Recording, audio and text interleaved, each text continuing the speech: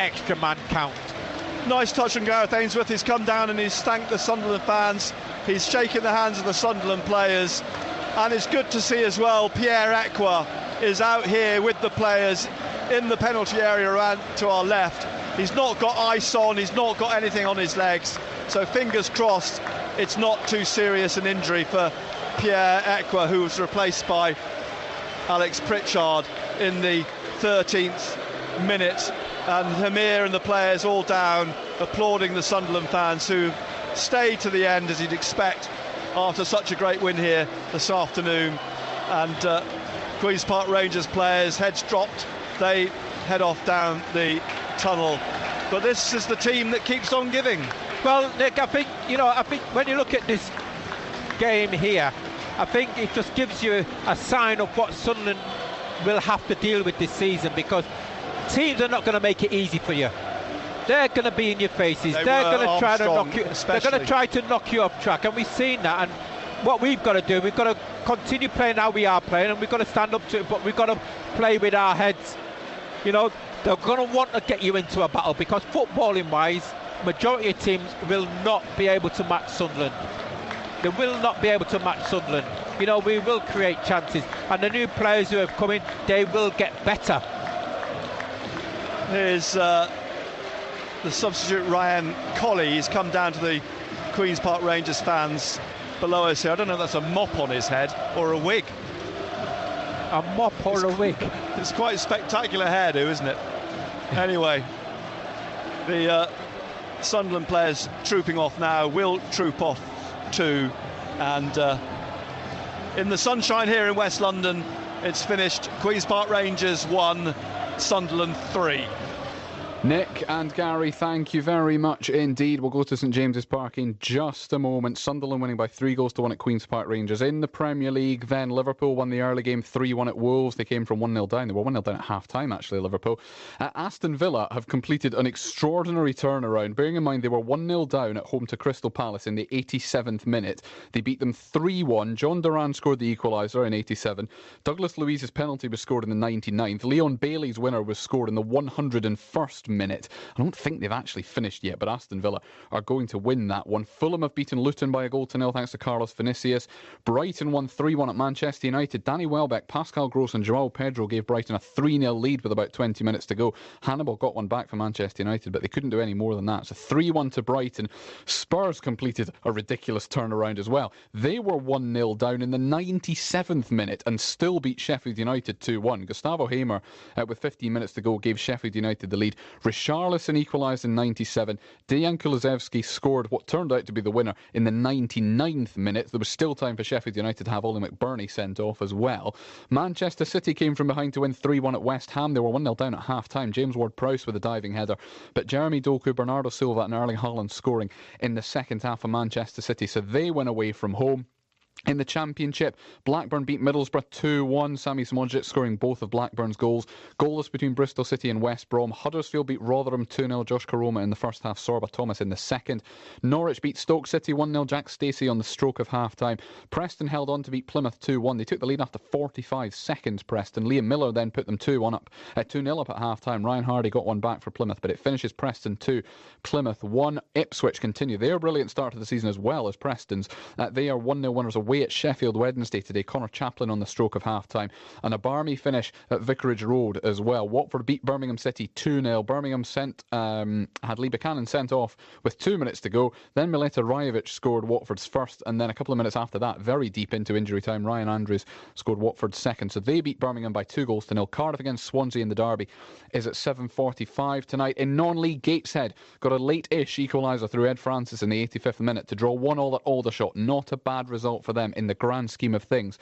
In the FA Cup second round qualifying, Blythe Spartans and Bradford Park Avenue are going to a replay. Jack Bodenham scored it midway through the first half of Blythe Spartans, but they conceded late-ish on in the second. Blythe 1, Bradford Park Avenue 1. South Shields were drawing 0-0 at home to Bishop Auckland, 3 divisions below them, right the way for the first 81 minutes of the game. They scored twice, though, in the last 9 minutes to beat them 2-0. Paul Blackett and Martin Smith. Our featured game in the FA Cup today, though, has been at Craig Park, Morpeth Town taking on Southport, and Paul Dix and I are very glad we sent you there. It was worth it. Oh, it was wonderful. What an afternoon I've had here, Colin. Yes, terrific performance by Morpeth. It's finished Morpeth 3, Southport 0. And there were two up at half-time. First goal by Sam Hodgson, heading in at the back post from a Liam Noble free kick. And then on 28 minutes, Will Jenkins, who had a real good game this afternoon, slotting the ball low into the corner net, taking a slight deflection, 2-0 at half-time to Morpeth, real good value. And then on 60 minutes, Sam Hodgson scored from this penalty spot when his shot was handled in the box. Hodgson's second goal and Morpeth's third. Morpeth really terrific this afternoon. Some of the best football I've seen them for a long, long time. Wonderful performances by Will Jenkins, Sam Hodgson, Liam Noble. Morpeth 3, Southport 0. That in the draw on Monday, Colin. They are indeed. They will join South Shields in that draw. Blythe Spartans will be in it as well, but there will be a little bit of a caveat because they've still got a replay to play. Finally then from us for the moment, in the NPL East Division, Ashington against Dunstan was delayed until 3:15. They are now in the 11th minute of second half injury time. Ashington, despite being down to 9 men, are 3-1 up on Dunstan. Paul Van Zantvliet scored 2, Craig Spooner with the other. Simon Jacob and Nathan Buddle sent off in the space of a minute of each other in the middle of that second half, the 64th and 65th minutes. Ashington have held on with 9 against 11 since then. And like I say, now into the 11th minute of injury time, still 3-1. So you just fancy Ashington to get over the line there. We will do our non-league roundup at half-time in the Newcastle United match, which is actually, after all this, not very far away from kicking off. So, time for us to head to St James's Park now, in the company of Matthew Raisbeck and John Anderson. Time of our lives.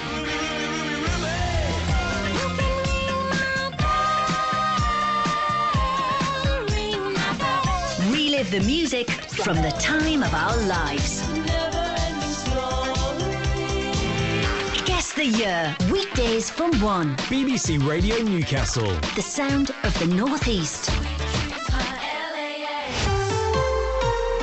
Total Sport North East. BBC Radio Newcastle. We've played 4 games, we haven't performed well in 1. We've been a little bit inconsistent in the others, but it's not all bad. There's been a lot of good in there, and I think I have to retain faith in everything that we do, the group of players we have. It's a long season. We know there's lots of twists and turns to come. We're going to be stretched more than probably any other season this year, so we have to deal with those challenges. It was never going to be easy for us. So, I'm very calm in one sense, but also anxious to succeed in another and determined to try and win football matches. Life is about to change for Newcastle United with the return to the Champions League just days away. Before that, though, they need Premier League points against an unbeaten Brentford. Very good afternoon from St James's, from Matthew Raisbeck and John Anderson, where the warm-ups have just been completed and the two teams have gone back inside to the dressing rooms. 15 minutes to go until we are underway, and there are 5 changes to the Magpies side for this one. It's a combination of injury, absences, injury returns, and just pure selection decisions. Eddie Howe has gone with Nick Pope in goal, then a back 4 of Kieran Trippier, Fabian Schär, Sven Botman and Dan Burn. Botman back from an ankle problem.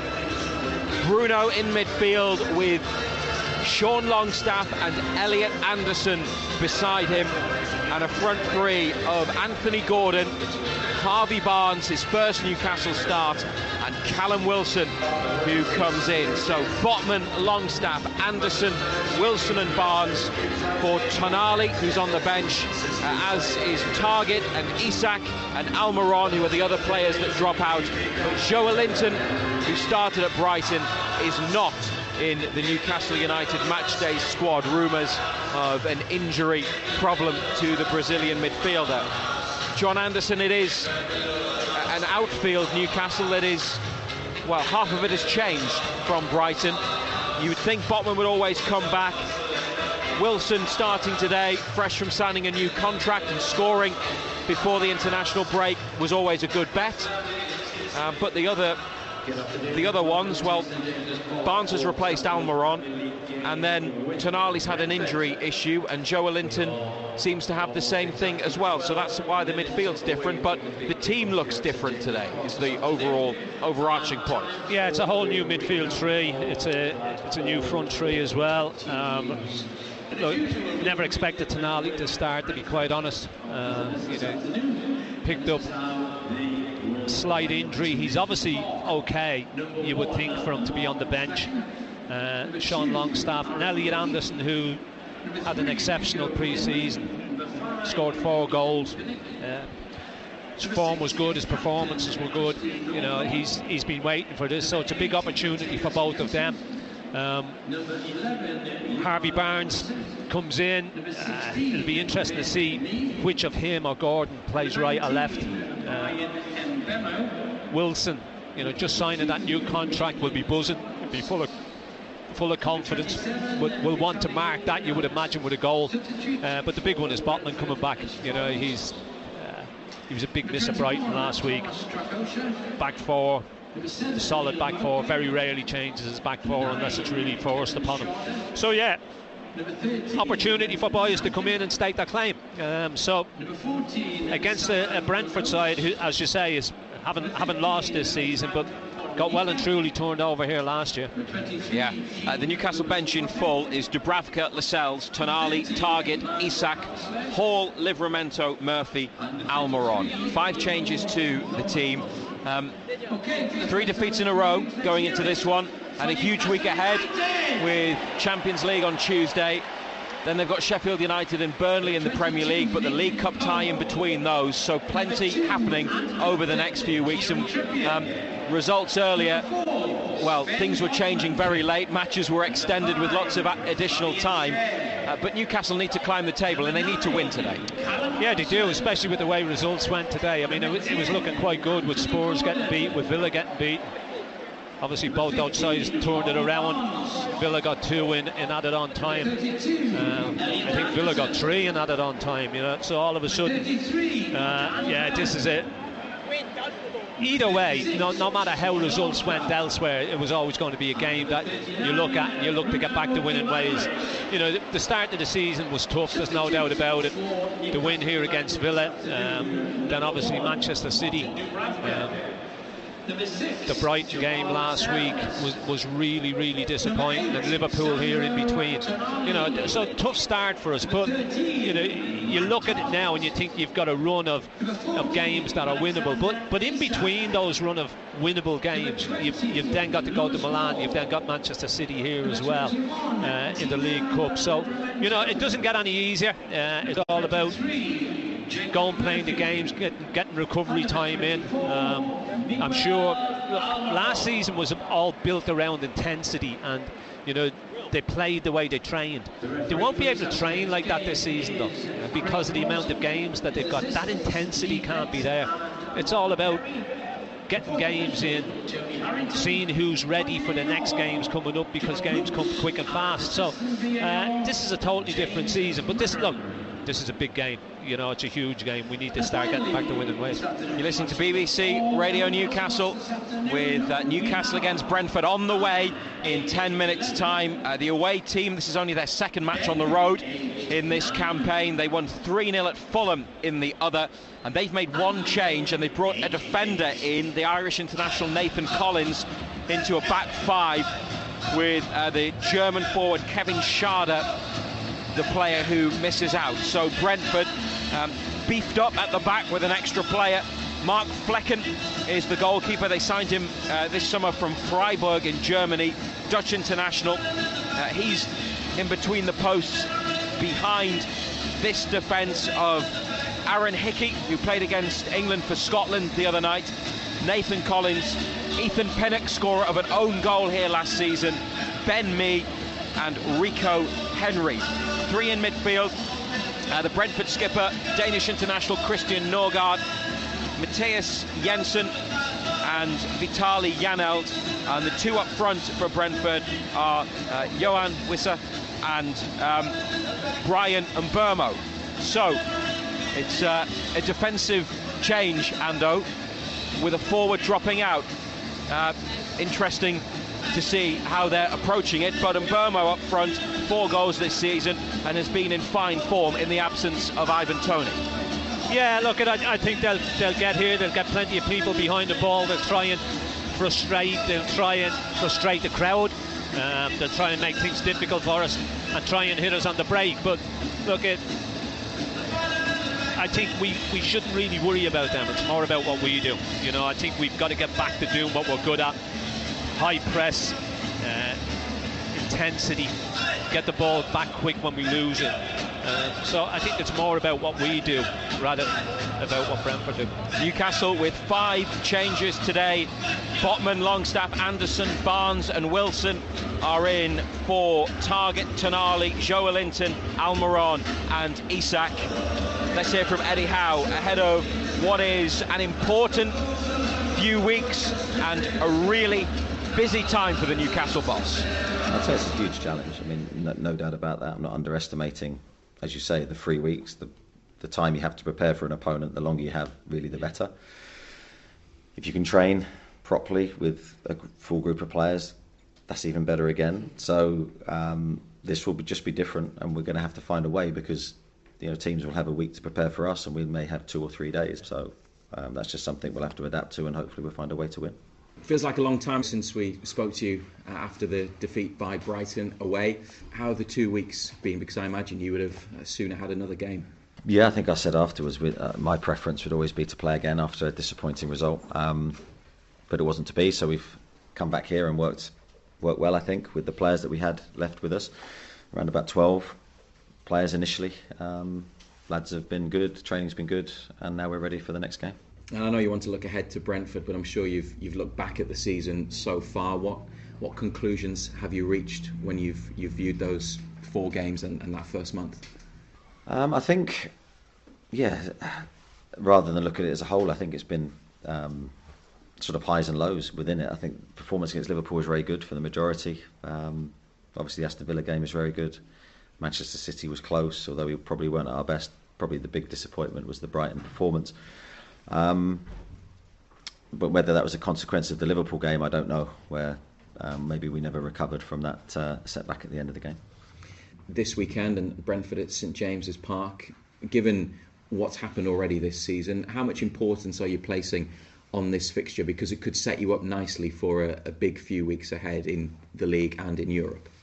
Yeah, I think it's a game obviously we want to do well in, and I think we know and we understand the game that we're in. But I don't want to build it up any more than it is, really. It's a game that we have to approach in the right way. It's a difficult game, very dangerous opponent. They've got good skills and a good way of playing, and got their obvious threats. But for us, we have to return to our highest level of performance. And I think if we do, then I'll back us to get the job done. Total Sport North East. The sound of Newcastle United. There really is nowhere else like it. Back through for Miguel Almiron. Big chance. Goal! Oh, what a goal! On the volley. Brilliant goal. Alan San-Maxima right at the end of the 90. Plays in Wilson. Takes the touch. Callum Wilson has scored. Great sport kicks off here. BBC Radio Newcastle. Shake between Eddie Howe and his opposite number Thomas Frank, who's done such a great job with Brentford, establishing them in the Premier League. This is their 3rd season in a row in the top flight, as the players stand in a line next to the officials. Craig Pawson from South Yorkshire, today's referee. Lee Betts and Mark Perry, the assistants. Tony Harrington is the 4th official, and John Brooks, who refereed the defeat by Liverpool last month, is on VAR duty. Referee wearing orange shirts, and his assistants black shorts and socks. The black and white stripes, black shorts and white socks for Newcastle. Pope in luminous yellow, and Brentford goalkeeper Flecken all in green, with white gloves and boots, and the outfield players light blue shirts and shorts with navy, light blue shirts and socks with navy shorts. Newcastle, Pope in goal, Trippier, Schär, Botman, Byrne, Longstaff, who's come on in all 4 matches before today. This is his first start of the season. Anderson likewise, and only a 4th Premier League start in total for Elliot Anderson, the centre of an international tug-of-war between Scotland and England. He has overcome an injury to play today, having withdrawn from the Scotland squad. And Bruno in the middle with Gordon, Barnes and Wilson in attack. We'll find out imminently whether it's Gordon on the left or Barnes on the left. You'd think Barnes, because he plays his football as a left winger for Leicester, would be there, and Gordon did move to the right at Brighton, but Eddie Howe might well change it within the game. We'll see. Yeah, we just have to wait and see who sets up that where. I mean, they're both naturally right-sided. They both like to come in from that left side. But as you say, it doesn't matter who starts where. I mean, they can change it through the game as they feel they need it. But it's a good opportunity to see both of them starting the game together. Yeah, full Newcastle debut for Harvey Barnes. Like Longstaff and Anderson, he's been brought on in league games so far, but he gets the nod from the start. On the bench, Dubravka, Lascelles, Tonali, who has himself overcome an injury, Target, Isak, Hall, Livramento, Murphy, Almiron, Joelinton not in the squad with reports of an injury, but we'll find out more from Eddie Howe after the match here on BBC Radio Newcastle. We're almost ready to go as the players line up around the centre circle. Attention, please. Following the tragic events in Morocco and Libya in recent days, all Premier League clubs will pay their respects to those who have lost their lives and all those affected with a period of silence. This will begin and end on the referee's whistle.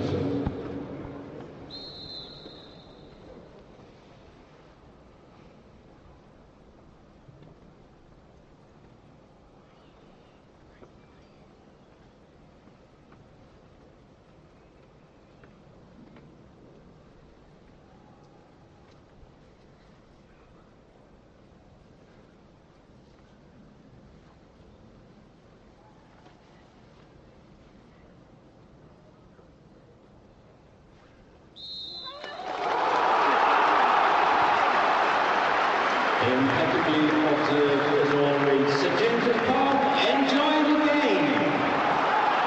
This is BBC Radio Newcastle. It's a big game for them at the start of a crucial period. It's a sort of schedule they want back in Europe, back in the big time.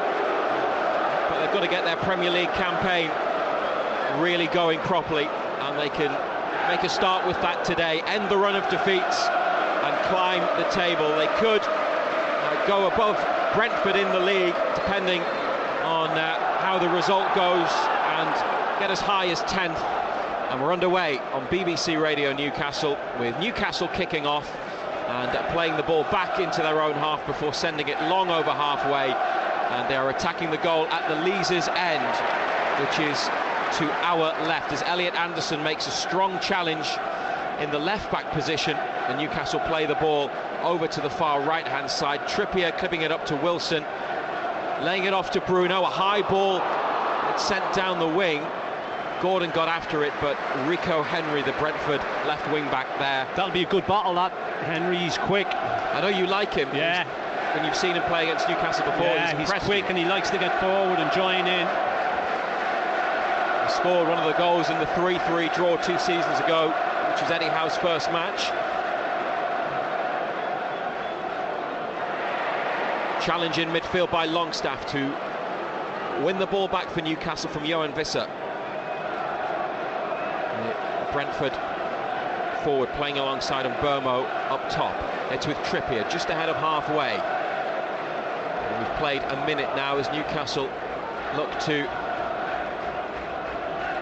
send it forwards up to Wilson. Away it goes, and then Botman on to Anderson. Barnes, who's on the left side, with Gordon, just to confirm for you, on the right. Burn to Botman. And a great atmosphere in the opening minutes few late arrivals taking their seats. Botman on halfway, out to Byrne, Anderson inside, Byrne takes it back and gives it to Botman. Forwards to Byrne first time, looking to find Bruno. It's taken a touch off the Brentford player Matthias Jensen in midfield, and then there's a trip and Newcastle get a free kick which has been quickly taken. Bruno out to Trippier, Gordon with him on the far side. Gordon with a pass to Longstaff, a return ball though is picked up by Vitaly Janelt, and it ultimately goes for a Brentford throw, middle of their half in front of the East Stand. 0-0 in the 3rd minute on a fairly mild afternoon. It's a bit damp at St James's, the floodlights are on and flags are blowing in the breeze on top of the East Stand. So Anderson gets it and gets away, edge of the area, ball played into Barnes, digs out the cross, Pinnock with a header, it's come to Bruno, barged off the ball by Visser, no foul, play on, and the away side trying to go up the other end now. They're in Newcastle's half. Hickey rolls in Jensen, low ball to the back of the box, and Cher with an important clearance. Brentford still on the attack. Jensen on the right, slips it through, Hickey unmarked, and Pope with a big save. Pushed clear of the penalty area, but it's coming back at Newcastle.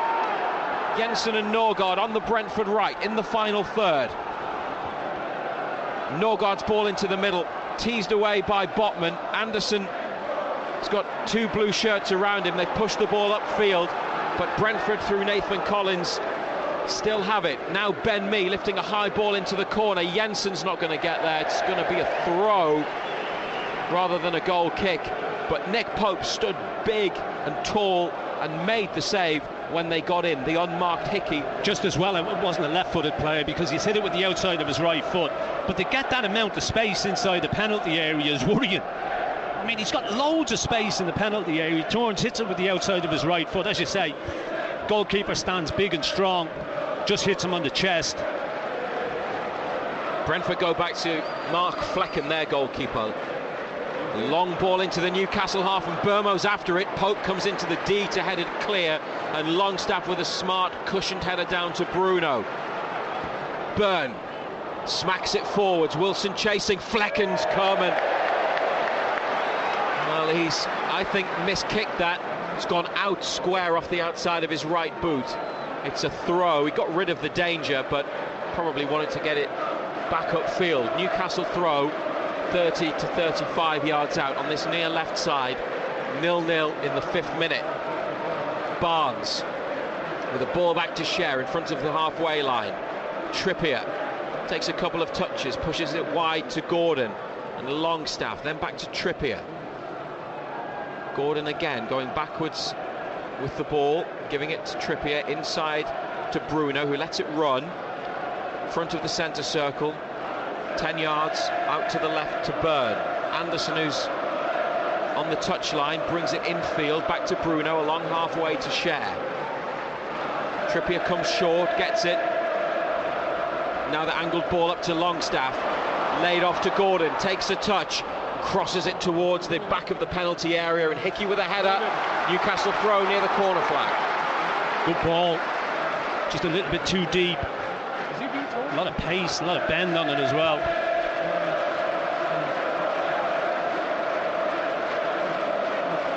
Everybody back in the penalty box or just outside it in Brentford blue as Byrne threw it to Barnes. The return ball goes out. So it's Brentford's throw, but it's in that position next to the corner. Collins, who is the right-sided of the 3 centre-halves, Pinnock in the middle, Mee to the left. He's going to take the throw. Hickey and Mbermo down the line. Barnes wins the header, goes infield. And it's Janelt, the German, who helps it on over to Henry on the touchline, halfway, far side of the pitch. And now they have possession in midfield, the visitors. They're not only unbeaten this season, they've only lost 1 of their last 11 Premier League games across this and the last campaign. And that was against Liverpool at Anfield at the end of last season. It's a throw for Newcastle. Trippier to Bruno. And it's back into the right corner to Share. One touch and a long ball up the pitch. Henry, who's only 5'7", had to backpedal quickly and got it right, got the header away. He's now got the ball on the floor and pushes it back to the goalkeeper. Flecken's kick is a big one. Botman is bigger and stronger than Mbermo, and he's headed it on. Anderson and Barnes try to win it back. They want to throw Newcastle, but the assistant has given it the way of Brentford. Close to the away bench as Eddie Howe stands with his right hand in his pocket and his left arm outstretched. He's pointing something in midfield. Throw is taken. Collins, good feet inside to Norgard, moved on to Janelt in the centre circle behind halfway square to Ben Mee, who was signed by Eddie Howe at Burnley 12 years ago. Mee, second season at Brentford. Flecken under pressure from a back pass. Byrne then gets up and heads on from the clearance, and out it goes. 0-0. Yeah, a bit of a mismatch, that one. Hickey and Bourne.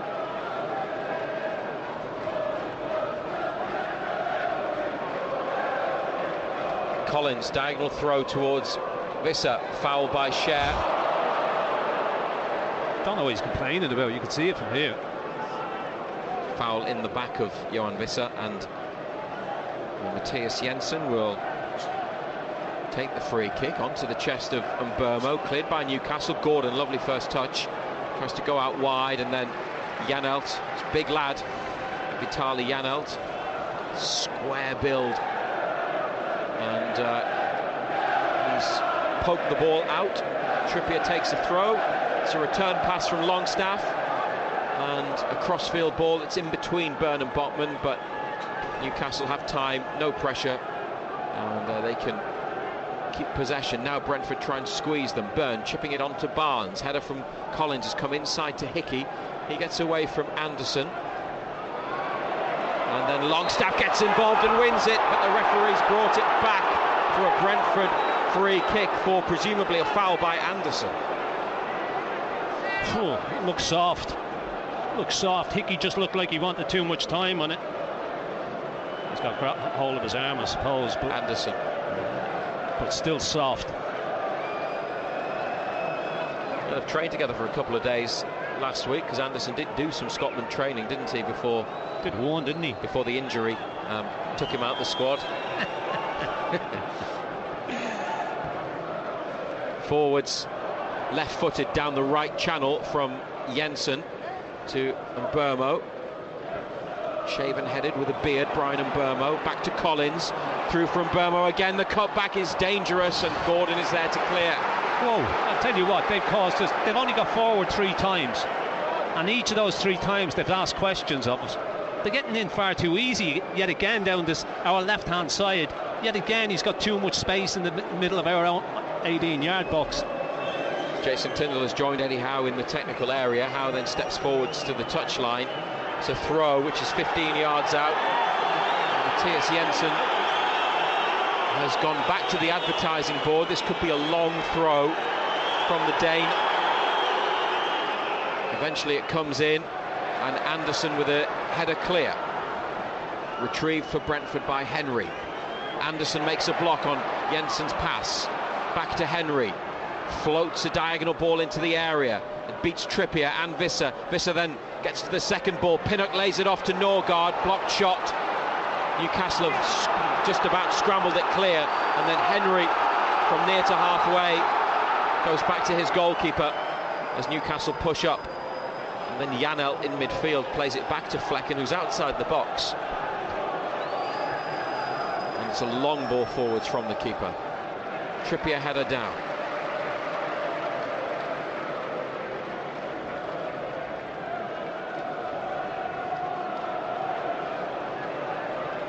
Still Brentford with possession. 0-0 on BBC Radio Newcastle. They've had opportunities and moments. Newcastle not really in the attacking third. They want a foul for a challenge on Gordon. They're not getting it. Bruno dispossessed at the edge of the area meanwhile. And Mbermo on his right, on this near side, in the box, heads for the line. tries to hang up the cross. It's a corner. It's goal kick. It's goal kick. Looked like the assistant was pointing to the corner, but the referee couldn't make his mind up, the assistant, could he? Craig Pawson, referee, signals goal kick. Yet again, worrying. 12 minutes have been played. Bruno is tying his laces on his white boots, so that's why we haven't restarted. Now he's up, and we can get going again with no goals, but plenty of things to be concerned about. Yeah. John Anderson. Yeah, they've asked one or two questions when they've got forward.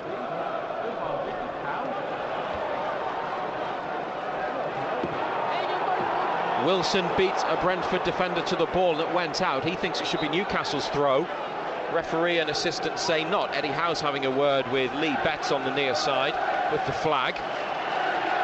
Difficult to tell from our position, but Newcastle expected it to go their way. Collins to Mbermo. That's definitely a Newcastle throw. He's flicked it out. The French-born Cameroon international. Mbermo. Burns throws straight to Hickey. And Janelt in midfield, onto Visser. They've won it back through Longstaff, who made the challenge. Trippier onto Longstaff again, takes a touch, then he's sent tumbling by Janelt, but he's found Gordon. It's a good run from Gordon. The pass is behind Wilson at the edge of the area, and it's brought clear. Byrne makes a block. Wilson chases. Collins hooks it clear. Crowd get really restless. Byrne challenges Mbermo, who went down and wanted something. No free kick. Trippier, middle of Newcastle's half, far side, onto Gordon. Then Longstaff. Wilson's going to chase, but Pinnock back to the keeper, though he sent him wide of his posts. And a good clearance from Mark Flecken, the 6'4" Dutch international. Anderson dispossessed in the middle of midfield. Visser gets it back from Norgard. 30 yards out, Johan Visser. Now Hickey, close to the edge of the area. Exchanges passes with Norgard. Right of centre, Brentford. Into the middle now to Collins. Eddie Howe scratching his head. It's a Newcastle team with 5 changes today. Pinnock, left-footed ball, swung out to Hickey. Controls with his chest. Barnes and Byrne combine to make a tackle. Then Hickey dispossesses Byrne. They're near to the corner. Assistant referees keeping a close eye on things. And a recovery from Newcastle with Byrne and Barnes, and they get a throw. Second best. Yeah.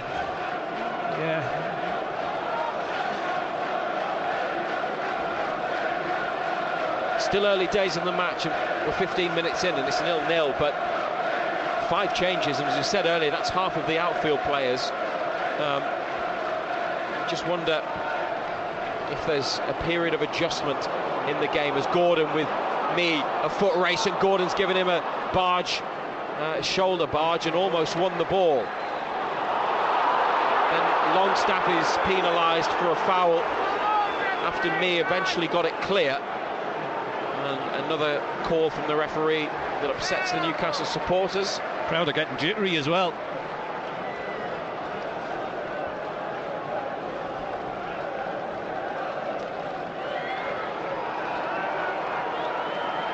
Pinnock, left-footed, drives it long down the wing. Trippier heads inside, straight back to Pope.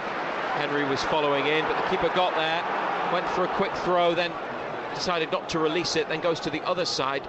This Newcastle near left-hand side. Byrne down the line to Barnes, back to Botman. It's with Pope again now, though. Mbermo closing down. Pope's pass out to Trippier, back to Cher, near to the goal line in the corner. 0-0. Trippier finding Wilson. He's got Pinnock behind him. It's come down to Longstaff. The crowd want them to go forwards. Byrne on the overlap as Barnes takes control and crosses halfway. Anderson inside, he gets it. He's got a bit of space, Elliot Anderson. Only a 7th Newcastle start in all competitions for the 20-year-old. Bruno into Longstaff. Up to Gordon, 30 yards out to Wilson, back to Gordon, now at the edge of the area. Anderson laying it off, it's come back to Barnes, 25 yards out. Barnes plays it to the feet of Byrne. Anderson just inside the box, heads for the line, twisting and turning. And the cross is stabbed away by Brentford. Won't go for a corner. Anderson's going to try to keep it in. He's got two defenders with him. Wanting a free kick, Newcastle. Not getting it. It was never a free kick. Bruno drives a ball into the box. Anderson was backing into the defender. The defender's just stood his ground. It's never a free kick in a month of Sundays. Flecken catches Bruno's driven ball into the box.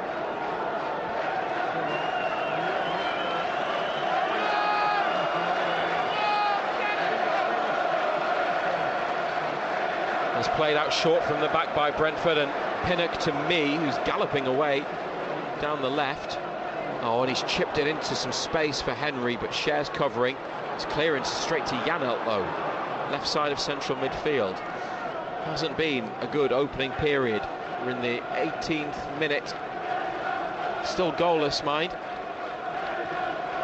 Hickey back to Collins, in front of halfway. He's taken it backwards with a couple of touches, then plays it forwards to Mbeumo in between Newcastle's midfield and defence. Botman with a clearance straight against Mbeumo, who now gets it back in the... in this little... Off one foot onto the other. Yeah, little space between the corner and the box. But he got that wrong, and it's a goal kick.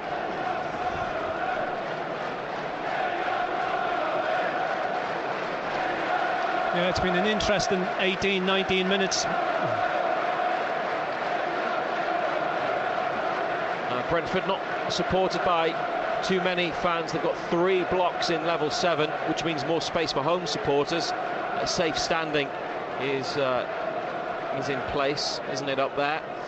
But this match was supposed to be played tomorrow, but got moved to Saturday tea time because of the Milan match being on Tuesday. And there are some empty seats in the Brentford section. Possibly travel plans affected by the late change. Byrne with a throw in Brentford territory. Bruno played twice for Brazil on the international break. Trippier down the right wing to Longstaff. Gordon's gone inside. Bruno's given Longstaff an angle in the middle, and he gets the ball onto Botman. Forwards to Byrne. Barnes ahead of him on the left wing. 30 yards out, Harvey Barnes. Anderson there as well. Barnes turns, now tries to get away from Hickey. Good burst of pace from Barnes. Good feet. Hickey's pulling his shirt. Newcastle complain to the referee. Throw in. And they get a throw only. Anderson having a right go at Craig Pawson, who followed it closely, got into a good position, but didn't feel there was enough in there to warrant a free kick.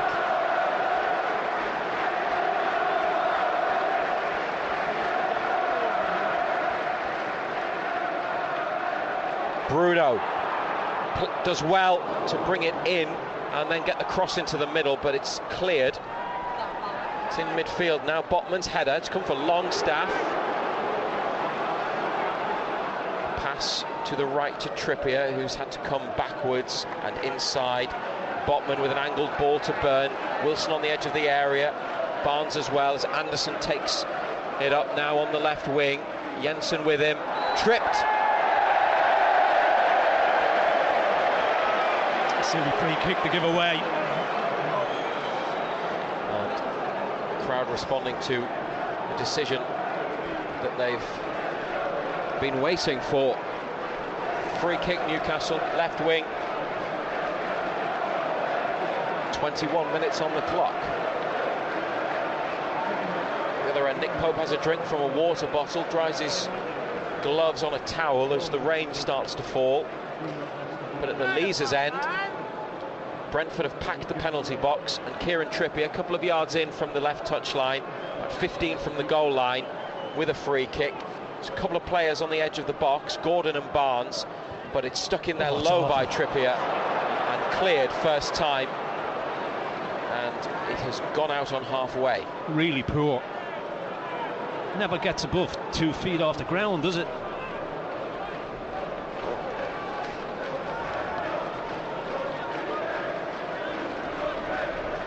Byrne takes it,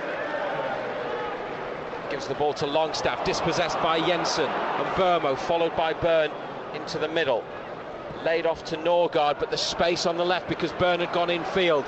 Jensen with a touch, then a dangerous cross to Visser. Johan Visser, how did he miss that?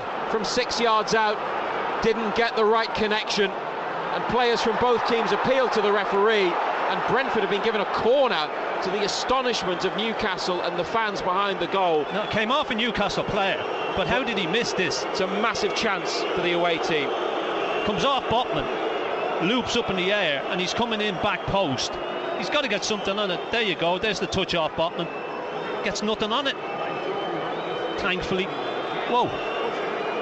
Well, those who are complaining must have missed that touch from Botman, who tried to block the cross, and it looked like Visser had just sliced it, but he didn't actually, as you say, touch the ball. Well, Brentford should be ahead. They've been the better team by far.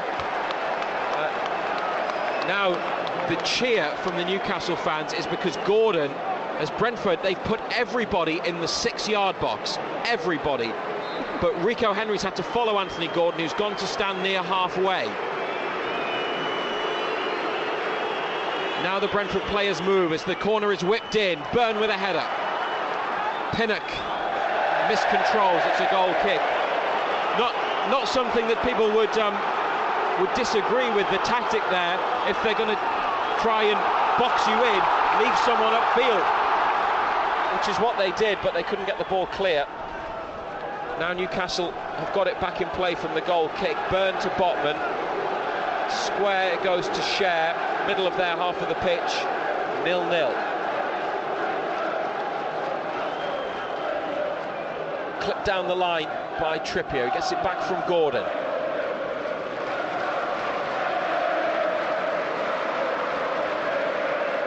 Cher back to Pope.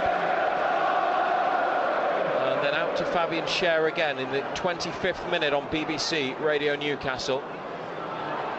Cher's been tackled, he wants a free kick, referee, ooh. Oh, I tell you what. Didn't look like he was going to give it, and then blew his whistle as Brentford ran away, came away with the ball. I'd like to see that one again. He wanted all day. He's got the ball. Yeah, Cher seems to have kicked into his studs, hasn't he? Cher's kicked him. Visser unfortunate there, and not able to connect in front of goal a few minutes ago. The Newcastle team, I mentioned 5 changes. If you haven't heard the team or you want to recap, here it comes. Pope, Trippier, Cher, Botman, Byrne, Bruno, Longstaff, Anderson, Gordon on the right, Barnes on the left, Wilson up top, and we've seen precious little of Callum Wilson, but here he is taking it down. Being applauded for the layoff and the tidy play, giving it back to Byrne, whose ball down the left wing for Wilson is won back by Jensen. He's on the touchline but kept it in and plays it to Collins, who clears. Then Byrne wins a useful header. The ball coming inside to Longstaff. Back it goes to Cher. Bruno to Cher once more, finding a bit of space. It's a little bit better from Newcastle. Trippier to Longstaff. Onto Gordon on the wing, who's now going to go and power and get away from Henry. He's turned back, Gordon. Level with the box on the right-hand side. Bruno with a little flick. Will it come for Gordon again? It will. Still just outside the area, Newcastle, but now on the left. Byrne to Barnes, into Longstaff, back to Harvey Barnes. Looking for the opening goal. Playing it over to the right now, making Brentford work one way and then the other. Bruno to Trippier, short pass to the skipper on the right side, back it comes into Bruno. Botman at the front of the centre circle to Trippier, Longstaff out wide. Trippier to Cher, Brentford with everybody behind the ball. Now it's Botman on halfway. Brentford shuffle along as it comes to Byrne on the left. Barnes making a run in off the left wing, gets the free kick.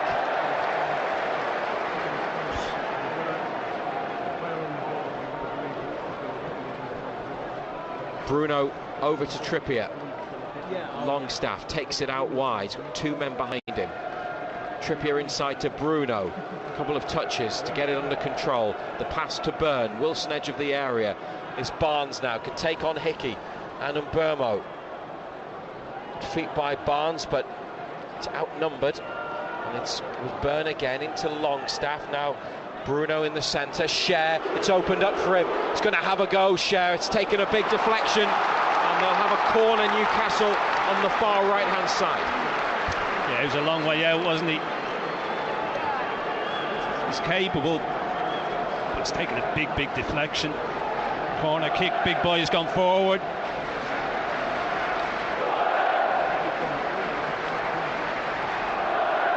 Byrne and Cher having a conversation in the box as Trippier prepares to swing in the corner kick. It's a good one, headed down and then headed off the line by Brentford. A big chance at the back post, and it's Bruno who's missed the opportunity after it was flicked on. He nodded it towards goal and cleared from in front of the line and behind for another corner on the left. It was a save by Flecken, and then Collins has headed it away and behind. Big chance, wasn't it? They just left them all on his own. Trippier's delivery, the second one. Oh, and the header from Byrne, blocked. Byrne at the back post. And cleared all the way downfield by Brentford. Pope comes out of his box to see it out. But 2 opportunities there. I want to see the one again from Dan Byrne, but the Bruno one, he should score. Yeah, I mean, Bourne does well. I mean, all he's got to do, he's so far out, he's trying to head it straight back across goal. Brentford got a defender in the way and they were able to clear their lines, but big chance for Bruno. That's John Anderson, our Newcastle United match summariser, former Magpies defender, here on BBC Radio Newcastle.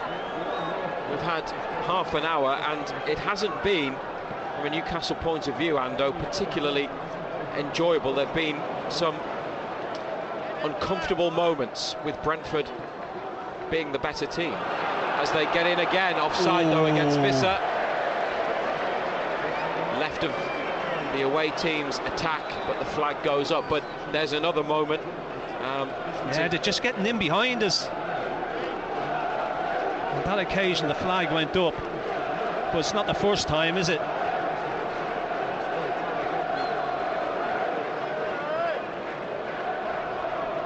Just hits the keeper on his leg. It's kind of gone. It's almost on its way through Flecken's legs. Bruno has header, but he's managed to make a block. Barnes with a pass down the left. Wilson's not going to get there. Pinnock back to Flecken. Taken a touch inside and then cleared it straight to Byrne. Anderson tripped. Referee plays a good advantage. Then a through ball. Barnes is in and then looking for Wilson, and Gordon can't get there either at the back post. Gordon though keeps it alive. Trippier with a cross, headed away by Brentford. That could have been the opener, but they're still on the attack.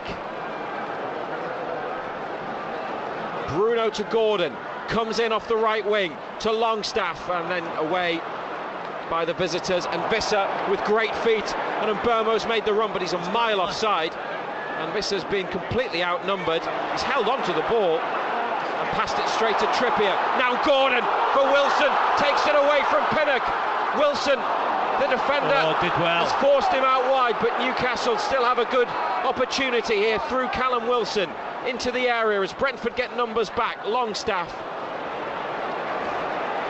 to Trippier, down the line for Longstaff, takes a touch, lifts it in, and it's headed over by Wilson on the 6-yard line.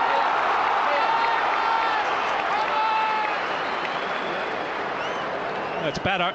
I'm not sure you will. Barnes did well, got in behind, great little pull back. Just needed a touch, needed somebody coming in. It's a great ball. Keeper does well, actually, gets something on it, pushes it away from goal, pushes it away from Gordon as well. Yeah, it was a little flick off the glove from Flecken. Maybe if he hadn't touched that, Gordon might have had a chance, but it's been a little bit better in the attacking third, at least in the last 5 or 10 minutes, and they have a free kick now, player down, possible head injury. It's Cher, isn't it? Okay. Rolling around, they're waving on the medical team. Referee's not waving them on, it's other players. The doctor and the physio go sprinting across to Fabian Cher, and Jamal Lascelles, the skipper, is warming up. And in the meantime, other players... Somebody's getting a yellow card. Is it Mbermo? Yeah, I think so. He's nearest to the referee. It's unlucky. Not too sure what for. Yeah. Players have come across to the side of the pitch. Callum Wilson is with Jason Tyndall. Eddie Howe talking to Harvey Barnes. Each have a water bottle. Elliot Anderson is across now. Cher is receiving treatment. The arm was out, and obviously Cher was... It's Visser, Johan Visser, who's had an interesting afternoon. Yeah, he has that. Plays international football for the Democratic Republic of Congo. He's got 2 goals this season. It's been lively, but plenty happening around him. And now in the book, most of the outfield players have been across to see Eddie Howe. And Cher still receiving treatment. 0-0 on BBC Radio Newcastle, live from St James's Park. Tuesday night, the San Siro. In that stadium right now is the Milan derby. And AC Milan, Newcastle's opponents in the Champions League, are 2-0 down to Inter.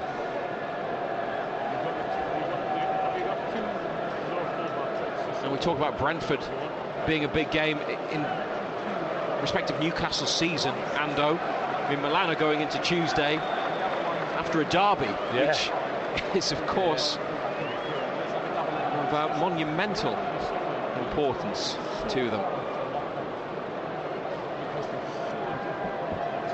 Cher is off the pitch on the far side. There must be some blood, but the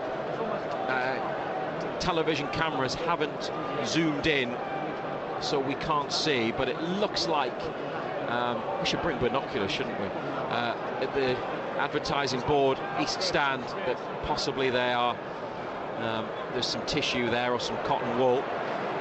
We're playing again anyway, 0-0. Cher waits to come on. Newcastle going forwards. Longstaff looking for Wilson. Header up and out wide from Brentford's Collins. Barnes and Byrne get involved, but Hickey has it. Some tidy play from the Scottish fullback. You want Cher to come back on. Brentford are attacking. Sean Longstaff's at centre-half at the moment. Now Cher's waved on after Brentford went forwards down that side. It's good play by United. Bruno getting away from a couple in midfield. Wilson on the right wing, Gordon inside. Wilson holding it up, and it's come to Bruno, who now leaves it to Trippier, and Longstaff in midfield.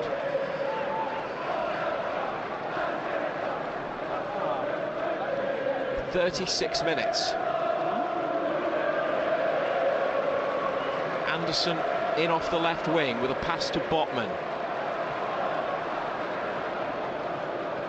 Trippier now to Gordon, inside looking for Bruno, who...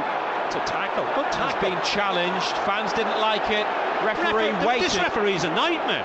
Now he's blown the whistle. Ben Mee made the challenge.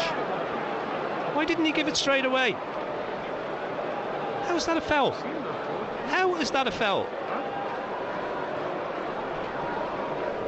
Took the ball, obviously. Just when players roll around, they decide to give a free kick. Notice with this referee, I mean, today particularly, he gives himself a moment or two, doesn't he, to possibly process what he's seen. I mean, some referees blow immediately. But that's not a free kick. Today. Yeah, well, we've seen it again. Took the ball first. Of course, there's going to be contact between players. But anyway, they've got a free kick, Newcastle, so make the most of it. Taken by Gordon to Trippier. Back down the line for Gordon. Corner. Brentford appeal for a goal kick. Rico Henry. Gordon's tried to run him a couple of times, and quick. Henry can keep pace. Yeah, he's quick. Even with someone as rapid as Anthony Gordon. Outswinging corner. Whipped in by Trippier. It's going to come here to Barnes, who's driven it from 25 yards. Really well struck, but blocked on the way through to goal. Bruno on the left wing. 0-0 the score. Bruno to Anderson's got 3 light blue shirts around him. Plays it back to Schär. 35 yards out, Fabian Schär might try his luck. He's instead played it to Trippier. Good ball in, Wilson with a header. And Barnes was coming in behind him. Wilson really had every right to go for it. Maybe didn't get a call. Yeah, I don't think it's the strongest suit anyway, is it? Barnes. I don't think heading's one of his strong points. Just got in the hole, didn't he, between the two centre backs. Wilson just a little bit too much on the cross, couldn't get above it. 7 minutes remaining in the first half, plus additional time on BBC Radio Newcastle. Trippier header into midfield, Norgard away. Botman had her arms around Mbeumo, won the header, and then Longstaff and Bruno involved in challenges in midfield. It's Janelt for Brentford now, chipping it down the line. Henry, great first touch. Trippier, strong challenge. Really strong play from Kieran Trippier, but what's happened? Henry is down. Did the whistle go? I didn't hear it. I don't think the whistle went. Ball's gone out. Trippier's put it out. Rico Henry needs medical attention. Craig Pawson waving on the Brentford staff. Into the corner, Strawberry corner.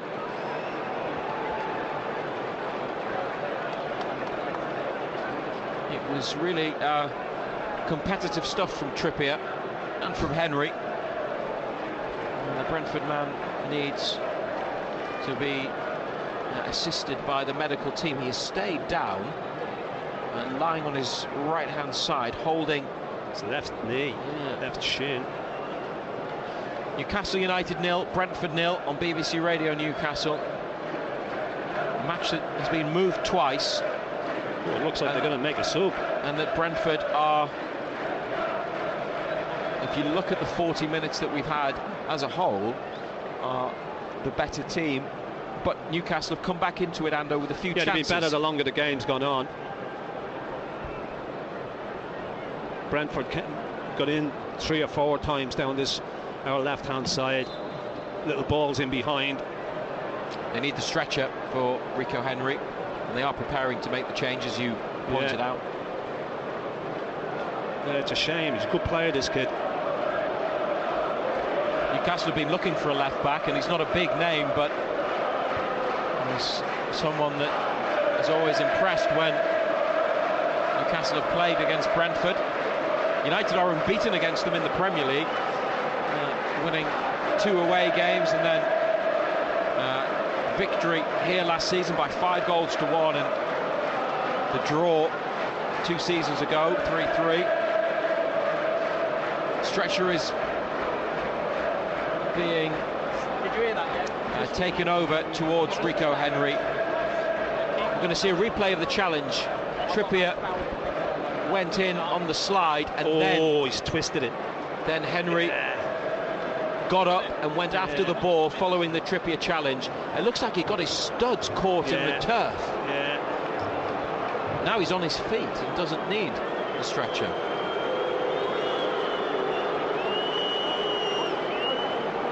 But they're surely going to bring him off.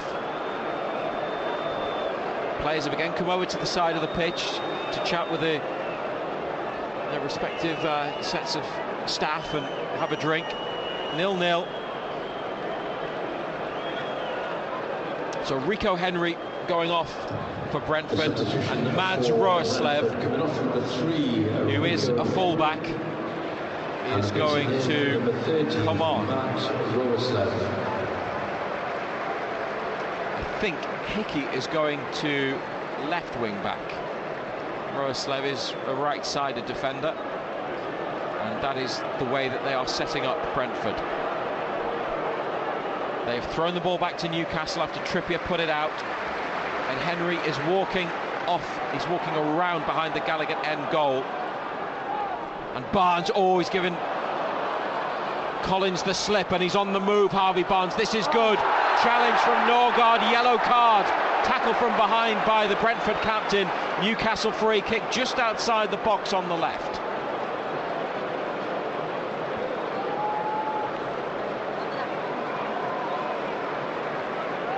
Yeah, hasn't got any of the ball. You weren't sure at first, were you? No, but you see, I'm not too sure that's a yellow card though, because for me that's a legitimate attempt to play the ball. Okay, he hasn't got it, but he hasn't gone to try and do the man. It's a legitimate attempt to play the ball. First time we've really seen Barnes get the ball and run with it as well. Yeah, but they dropped off and all of a sudden he's got that space, he bursts into it. Two players in the Brentford wall just inside the box. Trippier is behind it. Gordon is on the left side as well. There's players to aim for in the penalty area. And it's clipped in by Trippier towards Wilson. Away it comes, then Trippier volleys. And it's well off target. Yeah. Just volleyed it straight up in the air, didn't he? High over the top. There'll be a little bit of added on time here at the end of this half. 1 or 2 down, haven't we? We had quite a bit of that in our first commentary of the day on BBC Radio Newcastle. Sunderland's victory at QPR. There'll be reaction to that one coming at half-time, plus the non-league roundup. Groans from Newcastle fans are because Brentford was set up for a short goal kick, and then Mark Flecken has waved them up the pitch. So it's a long ball, and it's headed on by Visser, and Hickey trying to get around Trippier, who's just seen it out for a throw.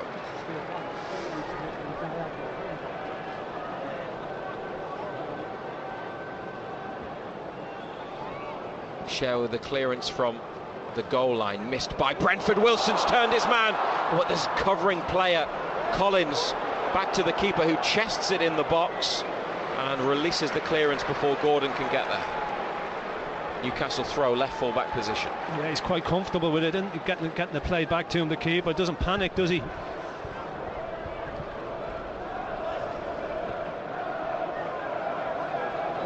Botman in the box, right-footed pass down the line to Byrne. Bruno, lovely, let it run. Got away from Jensen, onto Wilson.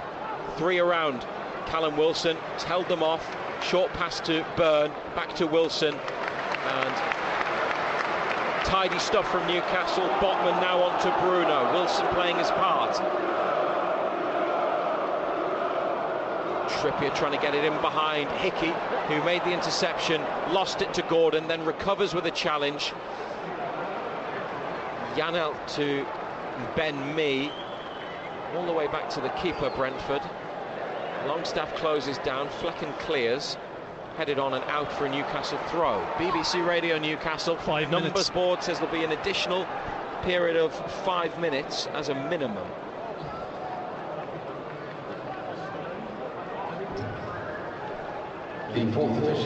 More rain is falling at St James's. Wilson with a layoff to Gordon, promising position. Barnes shifts it onto his right, comes inside, then turns, goes on the outside. Still Harvey Barnes into the box, out to Anderson. Good cross, looking for Wilson, punched clear by goalkeeper Flecken. Trippier down at the edge of the area. Oh, he went looking for it. No free kick. Brentford play on, and they look to exploit that space left by Trippier and get through on the left side, and Visser is in penalty area. Visser put behind by Botman. Well, they're not happy with the referee for not giving the free kick against Trippier, who has stayed down, sitting down on the edge of Brentford's box, and Craig Pawson's having to run from one penalty box to the other to check on Trippier. Brentford have a corner at the other end after a counter-attack. He was already on his way down, wasn't he, Trippier? He's now back on his feet, he's holding his left boot. He's limping.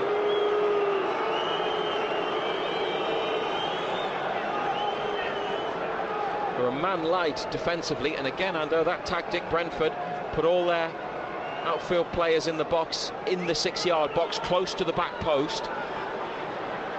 Trippier has stayed up as the attacker in this, but he's not comfortable. He's limping heavily. Gordon's gone back into a defensive position. Now Trippier jogs back as well. So he's in the box, and Gordon then swaps places and he goes forwards. Roeslev is the player hanging back in a Brentford shirt. Corner on the left, 0-0. And it's towards the near post, headed over by Brian and Burmo. Yeah, they send everybody forward, don't they? It's a gamble, because if it doesn't work... Yeah. Well, they're leaving it with one attacker up, Newcastle, but the two corners they've had like that, Brentford, Newcastle haven't been able to clear the ball in a way that would give them a chance to attack, as Anderson with a misplaced pass almost had Burmo in. He's still got it on the right wing. Sloppy from Newcastle at the end of the first half, and Burmo now breaking into the area, playing it to Norgard, who's lost it, and Barnes got a man on. Jensen, he's lost the ball, but gets a free how kick. lucky. Dear, oh dear, this referee is having a mare, by the way.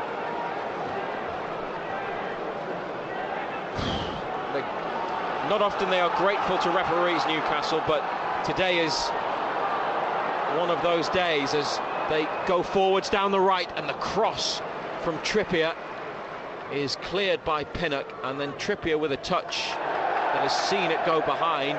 Goal kick is the decision. Still doesn't seem to be moving with full freedom. Eddie Howe is joined now by Graham Jones in the technical area, as Jason Tyndall is pitch side.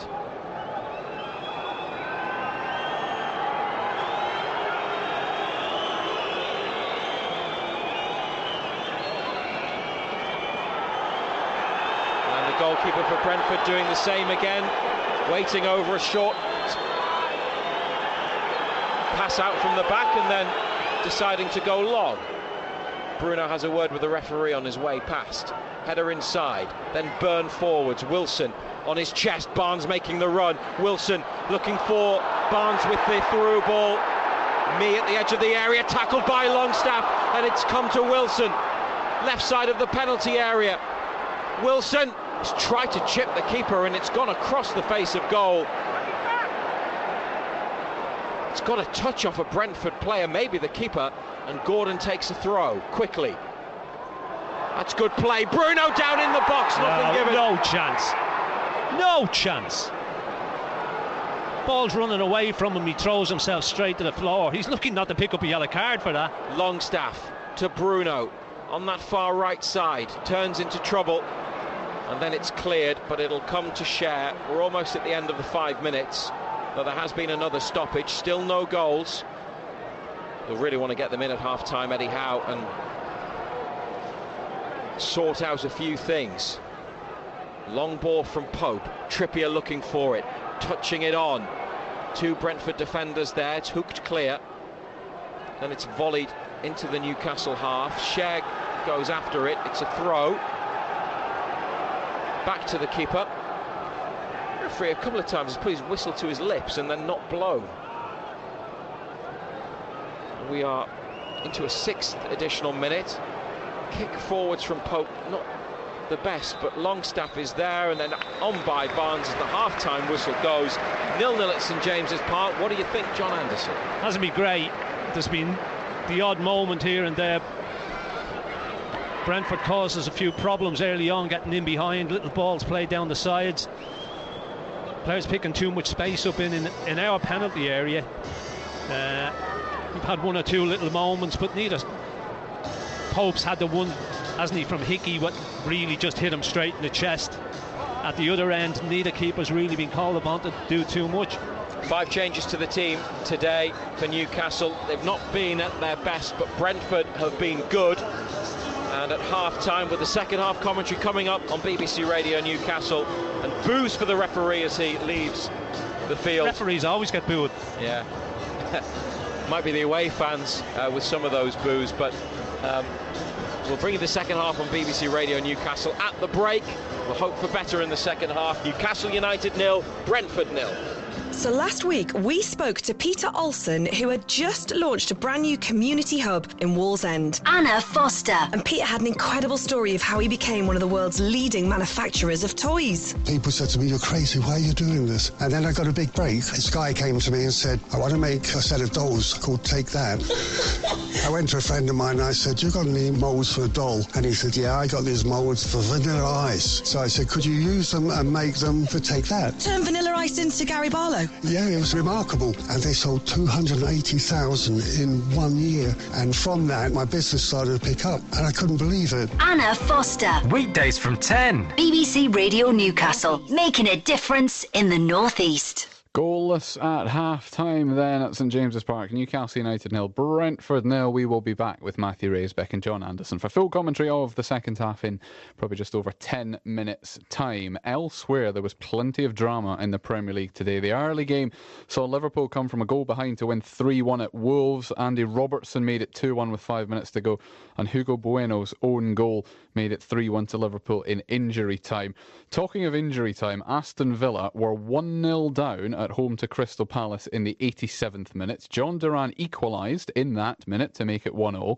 And then Douglas Luiz scored a penalty in the 99th minute to make it 2-1. There was still time after that for Leon Bailey to score their third in the 101st minute. So it finished Aston Villa 3, Crystal Palace 1. Fulham's victory over Luton was a little bit less dramatic. Carlos Vinicius with the only goal of the game in the middle of the second half as they won 1-0. Brighton 3-1 winners away at Manchester United. Danny Welbeck in the first half, Pascal Gross and Joao Pedro in the second. Hannibal scored Manchester United's consolation. Spurs were also 1-0 down very late on. They were 1-0 down in the 96th minute and still beat Sheffield United 2-1. Richarlison in the 97th, Dejan Kulusevski in the 99th. After that, it was time for Ollie McBurney to be sent off for Sheffield United as well. So Spurs 2, Sheffield United 1. And Manchester City came from behind as well to win at West Ham. They were 1-0 down at half-time. James Ward-Prowse's diving header had given David Moyes' side the lead. But Jeremy Doku, Bernardo Silva, and of course Erling Haaland in the second half, giving Manchester City their 3-1 win away at West Ham.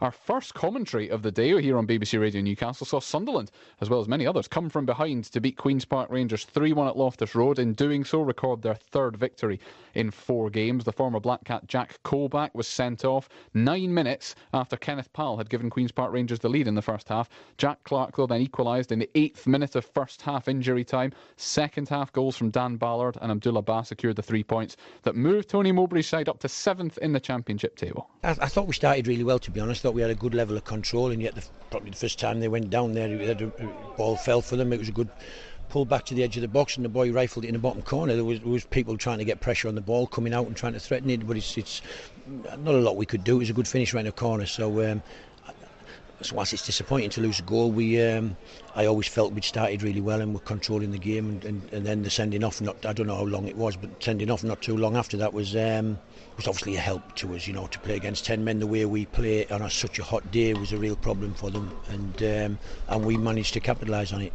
Elsewhere in the Championship today, Middlesbrough remain bottom after losing 2-1 at Tony Mowbray's former side. Blackburn Rovers, Sami Smojic scoring both of Blackburn's goals. Bristol City and West Bromwich Albion played out a goalless draw. Huddersfield beat Rotherham 2-0. Norwich City beat Stoke City 1-0. Preston North End are back top of the table after beating Plymouth Argyle 2-1. Their first goal coming after just 45 seconds. Ipswich's good start continues as well. They won 1-0 away at Sheffield Wednesday.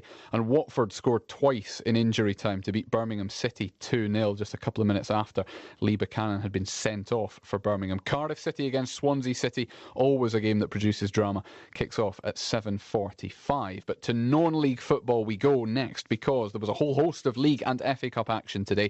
Before we delve into some of the details, here with all of today's results is Dom James. Thank you, Colin. We'll begin in the Vanarama National League. Aldershot 1, Gateshead 1. The Emirates FA Cup second qualifying round. Blythe Spartans 1, Bradford Park Avenue 1. Morpeth Town 3, Southport 0. South Shields 2, Bishop Auckland 0. The pitching in Northern Premier League East Division. Concert 3, Hebden Town 0. That game was played last night.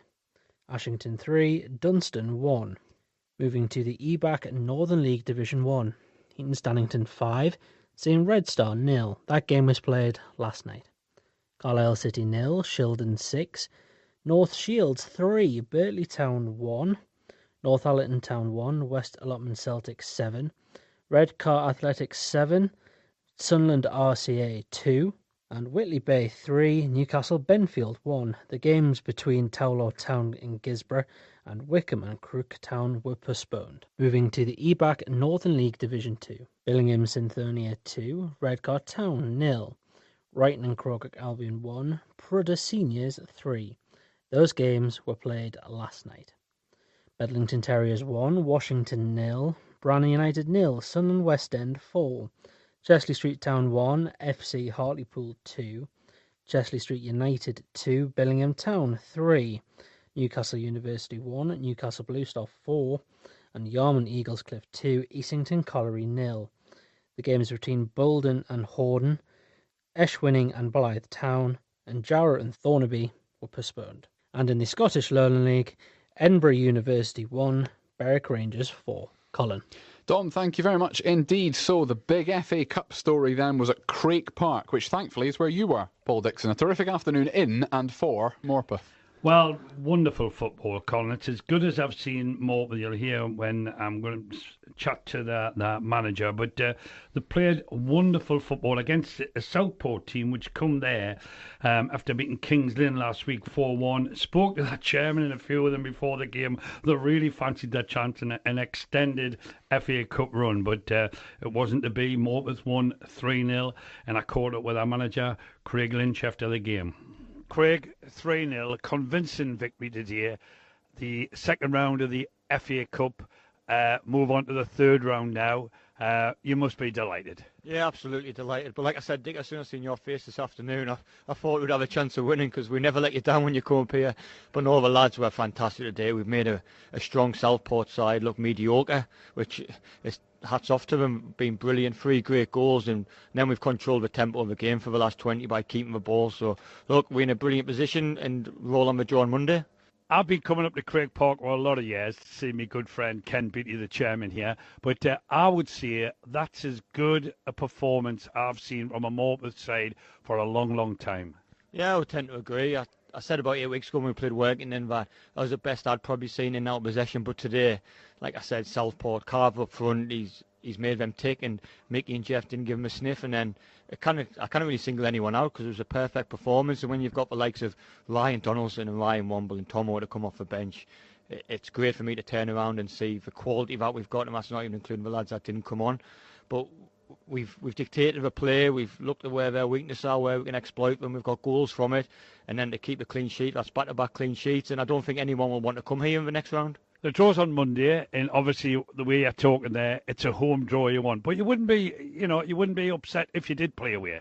No, look, it's a great occasion to be in the next round of the FA Cup, regardless of it's a first or third qualifying or whatever round it is. It's a great competition, we all want to do well in it, and look, we want a home draw, we want form a spin at home, but if we get a decent team away, I always think away from home you can get 2 results. You can always bring them back on the Tuesday night. So, look, we'll be excited for the draw. Hopefully it's at home, but the way the lads are playing at the minute will take anybody on. And the chairman will be happy. £3,350 for winning today. He'll be more than pleased with that, won't he? Yeah, definitely. I think that's why he was overjoyed for it, to be honest with you. The extra cash goes a long way for the club, and that's what we want. The club's been run on Ken for years, and we want to make it more sustainable, and an extra prize money for competitions like this is icing on the cake. Yeah, so well done to Craig Lynch and to Morpeth Town. That third qualifying round draw made on Monday lunchtime. So Morpeth South Shields and Blythe Spartans all in it. Although Blythe do have to get through a replay away to Bradford Park Avenue. I want to mention, Paul, as well, Ashington. A 3-1 win at home to Dunstan would have been good enough in itself. Correct. For special mention. But to do it with 9 men for the last half hour is pretty impressive. The other side to this, though, is that Ashington were also reduced to 9 men in their game on Tuesday night. So to have 4 men sent off in 5 days is not really ideal. Well, it's not, and I'm sure Ian Skinner will be thrilled with the win over Dunstan. Tough game that for them, but to go down to 9 men. But you're saying that's happened 2 weeks running, or 2 games running. 2 games running, yeah. I don't think Ian Skinner will stand for that. Like, I mean, you know, you can get away with it for a couple of games, but he'll not want that. But hey, well done, Ashton, and they needed that win. They really did. Indeed, yeah, and well done to Consett beating Hebburn last night. The 4 teams that we've got in that division playing each other last night and tonight. I'm going to give the Northern League Division 1 result of the day to North Shields, Paul, because Birtley have had a terrific start to the season. You and I have talked about Birtley in the past, and that's a big 3-1 win for North Shields. And in Division 2, a few postponements that kind of narrow down the field, but I'm going to give it to Blue Star. I'm giving it to Blue Star for their 4-1 victory at Newcastle University. Special mention to Nelson Ogbewe as well, who scored 2 of the 4. Any objections to either North Shields or Newcastle Blue Star? None at all. I'll row in with that. Yes, marvellous. And they'll both be very, very pleased as the party that's going on at Morpeth as well there, you know. Yeah, and a decent point finally for Gateshead at Aldershot. I mean, you know, the expectations are raised if you go down to Eastleigh and win 6-0, but 2 tough away games to take 4 points is not bad at all. Well, it is, and they left it very, very late. I mean, you know, if you've won 6-0 and then you're going to Aldershot, they're not just going to lie down. They're going to be ready for you. But that's a good point away from home. It is indeed, Paul. Thank you very much indeed. No non-league roundup next weekend because both Newcastle and Sunderland play on the Sunday, which is annoying because it's an FA Vase weekend next weekend. But we will be back in a fortnight's time. Away from non-league then, 2 games for us to keep an eye on in the Women's Championship tomorrow. Durham are at home to London City Lionesses at midday, having lost 9-1 to Crystal Palace last weekend. Then 2 hours later, Sunderland are at home to Crystal Palace. But the difference is that Mel Ray's side have kept 3 clean sheets in their first 3 matches. I think when we got 3 clean sheets all of last season and we've started with 3 this season, I think it shows how far the team's come in terms of the quality that we've now got. And they can certainly compete in this division and not be scared of anyone. I think it allows us to know that the players are capable and they've set the bar really high, and it's about consistency. We've spoke a lot about being consistent and what we want other teams to think of us, and you know, not to just start well and then drop off and start shipping loads of goals. It's about consistency and how do we get that consistency every week, which is what we're striving for. So good luck to both Durham and Sunderland tomorrow. Sunderland have actually added to their squad today. They announced the signing this afternoon of midfielder Molly Rouse from the German 2nd Division side Turbina Potsdam. She's also played in the Championship though before for Lewis and London City Lionesses, and she is available for tomorrow's game. Away from football, last night Newcastle Falcons made it 2 bonus point wins from 2 in the Premiership Cup. They beat Bedford Blues 26-16, but they were made to work very hard for it. At the World Cup today, Samoa beat Chile by 43 points to 10. That was their first game of the campaign in Pool D. They beat Chile 43-10. Wales taking on Portugal as we speak, and they are 21-8 up. Wales having made 13 changes for this one, but they're still searching for that bonus point. Still a good 6 or 7 minutes left in that one, though. It's a little bit closer than we might have fancied it being. And at 8 o'clock tonight, Ireland face Tonga. In cricket, there was a severely rain-affected match at Chesley Street, but they did get to a conclusion in the end between Northern Diamonds and the Sunrisers in the Rachel Hayhoe Flint Trophy. The Diamonds made 114 for 6 from the 18 overs that they could get through. There was then an adjusted target for the Sunrisers of 126, who got there with 3 balls to spare. So the Diamonds now cannot qualify for the knockout stages. And in the men's one-day cup final at Trent Bridge, Hampshire were chasing 268 to beat Leicester. Leicestershire had recovered from 19 for 4 to eventually get 267 for 7. It went right down to the wire. Hampshire fell 2 runs short, so Leicestershire win the men's one-day cup. We are going back to St James's Park as the teams emerge. It is goalless between Newcastle United and Brentford at half-time. Matthew Raisbeck and John Anderson back next. Total Sport North East. Matthew Raisbeck and black and white legend John Anderson. BBC Radio Newcastle. Thanks very much to Colin White and Paul Dixon in the studio during the half-time break. Brentford are walking back out onto the pitch. Here come the 2 assistant referees. So we're waiting on Newcastle United and referee Craig Pawson. It's 0-0. And a first half where Newcastle were not at their best, and 5 changes. It looked and felt a bit different, and you hope, Ando, we're not aware of any changes in terms of substitutions at half-time. We'll find out for certain in a moment, but we hope that they've been able to use the break to fix a few things, and hopefully they'll make a good start to the second period. Yeah, those energy levels just don't seem to be there, do they? You know, that high press, getting the ball back quickly. That was missing in that opening 45 minutes. You hope they've had this 15 minutes half-time break to be able to correct that and put it right. Well, anyhow, with a couple of players unavailable through injury, no Joe Linton in the squad today. Tonali is on the bench. Looks like there are no changes. So it will be Pope, Trippier, Schär, Botman and Byrne. Longstaff, Bruno, Anderson, Gordon, Barnes, Wilson in the middle. Second half has started. Brentford kick-off. And it's BBC Radio Newcastle and NUFC TV. Newcastle kicking towards the right as we look towards the Gallagher end. The away team on the attack. Trippier smacks the ball against Norgard and it's gone for a throw in the right fullback position. The bench in full is Dubravka, Lascelles, Tonali, Target, Isak, Hall, Livramento, Murphy, Almiron. Big clearance from Schär. Wilson backing into Pinnock. And then got arms around Wilson. He makes the clearance, the big defender. Jamaican international, born in London, Ethan Pinnock. Pope. Big clearance. Wilson heads on away from Pinnock. Mee back to Flecken, backpedaling in the box. Gordon closing down. The keeper in control of that one, but then the pass is too high for Roeslev, and a supporter on his way to his seat catches the ball, throws it to Byrne. He's going to take the throw in, and Anderson carries it across about 10 yards and then plays it back into his own half. Brentford, Flecken in goal, back four of Roeslev, who came on for the injured Henry.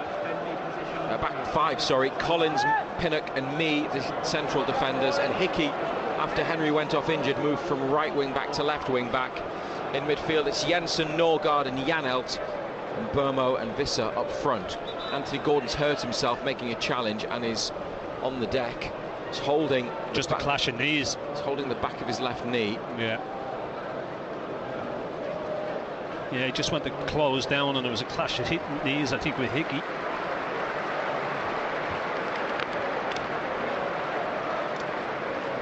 So there it is. The match has been paused.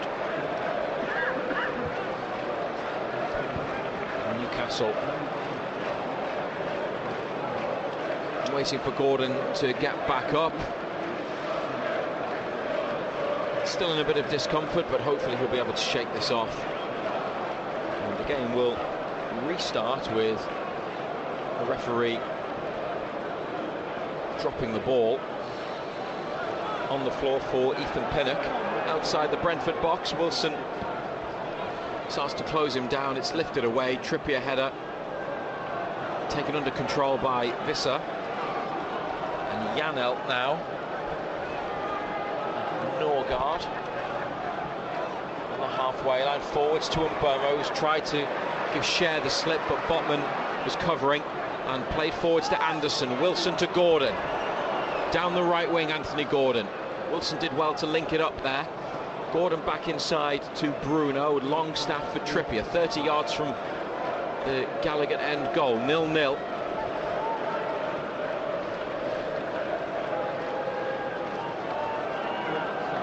Early part of the second half. Bruno in front of the centre circle to Trippier. Gordon tight to the touchline, but it goes back to Schär, then into Botman, closed down, square to Byrne.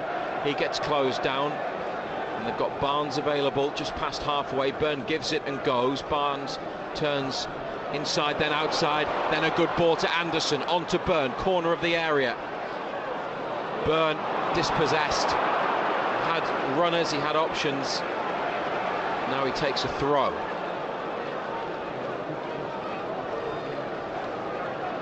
That's allowed Brentford to get back and reset. Longstaff on the ball. Left of centre. Wilson's dropped off. He's tried to play it out to Trippier. It's been intercepted by Janelt and he's clipped one into space for Visser to run onto. Forced wide and away from goal. But then he's turned, Johan Visser. Might be able to get the shot in.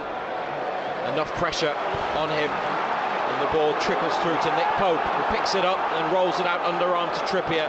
on the edge of Newcastle's box.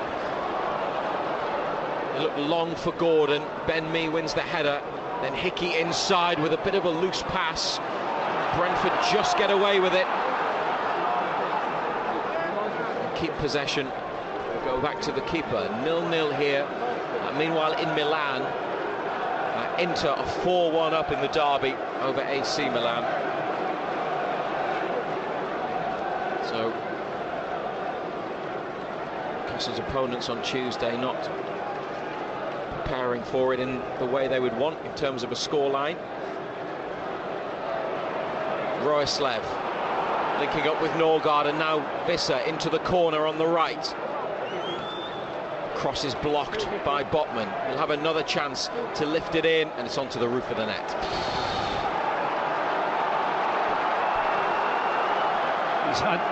Hasn't had the best of times, has he, Visser? Isak, Murphy and Almiron warming up. 51 minutes played.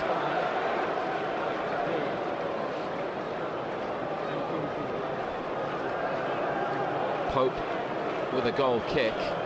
Botman and Schär in the box. It's a long ball into the Brentford half, but straight onto the head of Ben Mee.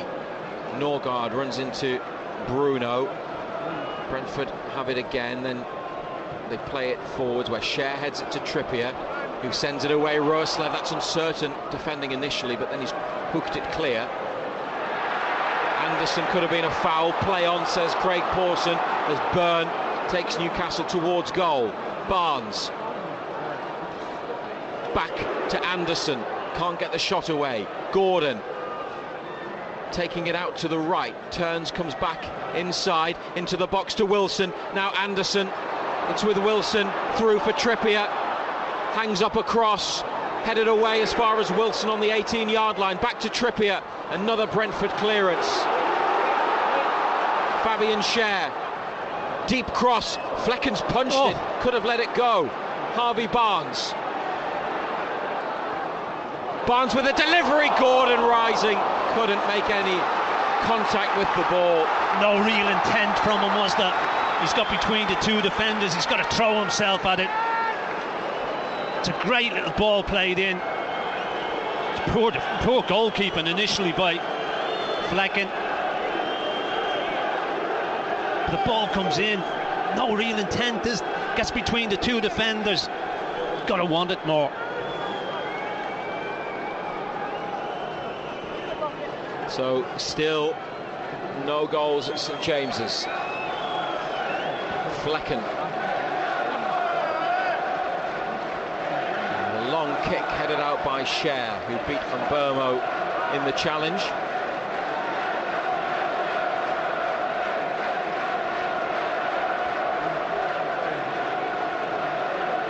Wilson competes for the ball with Norgard. Anderson then wins a header. Gordon helps it on and chases after his touch. Put out by Pinnock. That's better. They increased the intensity, Newcastle. Trippier to Longstaff's got a bit of space. Sends in the cross, which took a touch off Mee and is then cleared.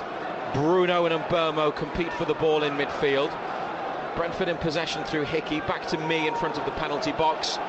Plays it to the keeper, left-footed, Flecken clears. Schär plants a big header on it.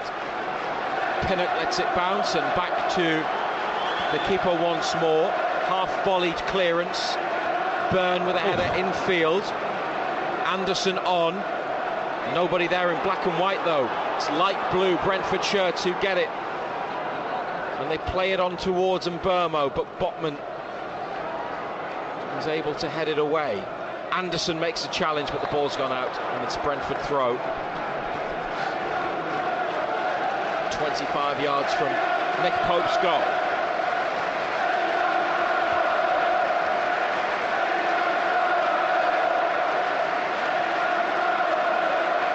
Still, Isak, Murphy and Almiron warm up. Mee back to Pinnock. Oh, he's played it to the keeper, who's well away from the ball. But Flecken darted across his penalty area to get it clear, with Callum Wilson chasing it down. Then Gordon with a good challenge on Mee to push the ball Back into the box to Nick Pope.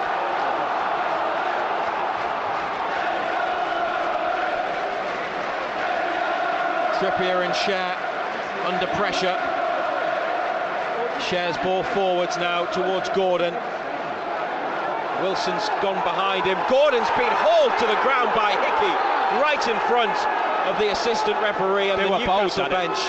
They were both at it. The free kick goes Newcastle's way.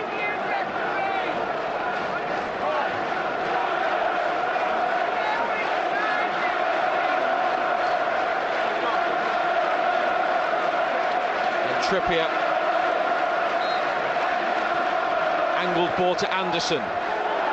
Mee makes the challenge, the ball runs loose for Janelt. A long pass down this near side, and Pope's come out of his box and watched it all the way behind. Throws it into the area, and they can restart play.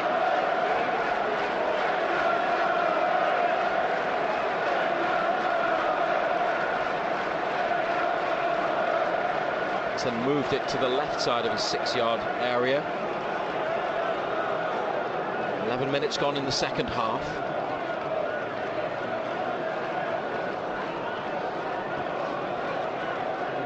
They look for Byrne on the left. Wins the second header. Up from Anderson, Bruno. Now Anderson looking to win the spare ball again. Cher with a challenge, and Longstaff nods it down to Trippier on halfway. Gordon, lovely layoff. That's a neat little touch, and Bruno drives towards goal down the left-hand side. It's with Barnes now, taking on his man. He's beaten his man. Still going, Barnes. Bruno across to Trippier. Bit of space on the right. Good ball in. Headed up by Pinnock. Keeper's missed it. Can they get it over the line? They can! Callum Wilson has scored! Or has he? Or has he? The whistle has gone. Wilson ran off in celebration. This will be checked. He thought he'd scored after Flecken missed the ball. He turned it over the line, but Brentford might have a free kick. Flecken's just made a mess of it, hasn't he? Is there a foul? VAR is John Brooks, assisted by James Mannering. It's up to them to advise Craig Pawson. Newcastle want the goal to stand. Wilson is wondering what he did wrong.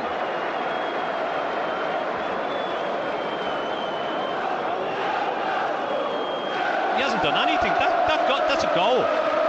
Well, we're still waiting. That's a goal. Nobody's. It's just missed the ball, Flecken. Completely missed it. That's a goal. Where's the foul? The ball didn't hit the back of the net, but it did cross the line.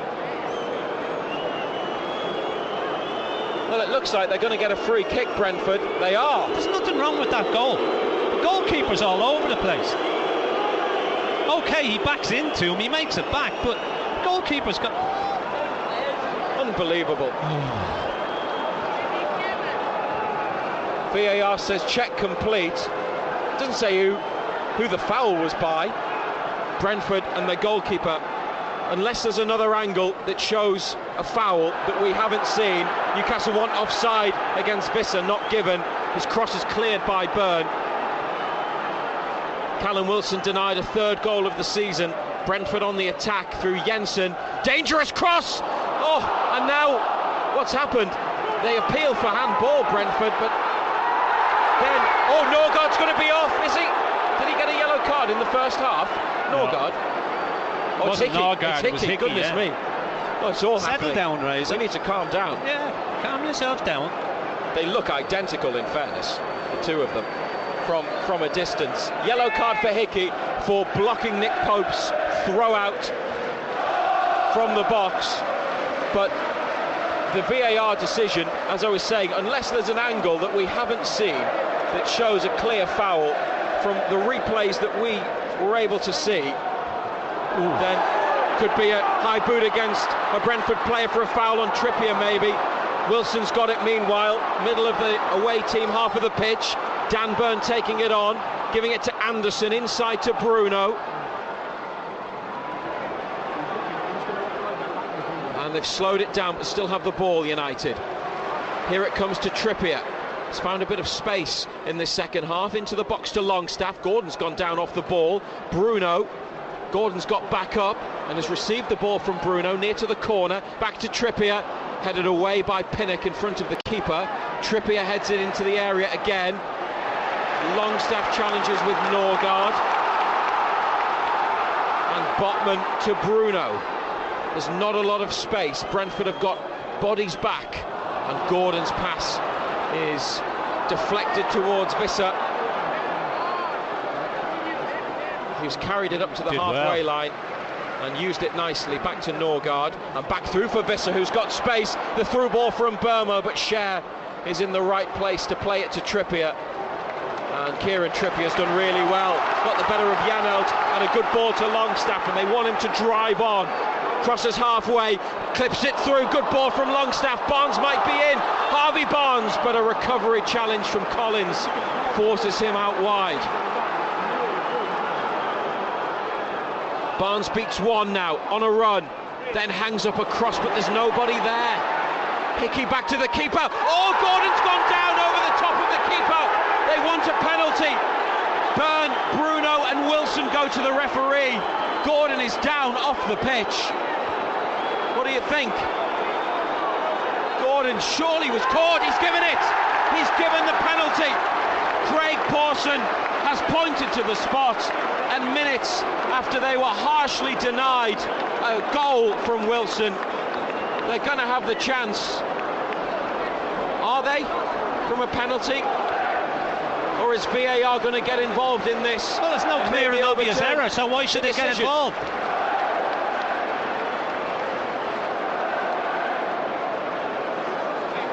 Well, here, have a look at it. Hickey and Flecken. And Flecken collided with Gordon as the ball is heading out of play. Gordon ends up off the pitch. I'm not sure. Next to the advertising board.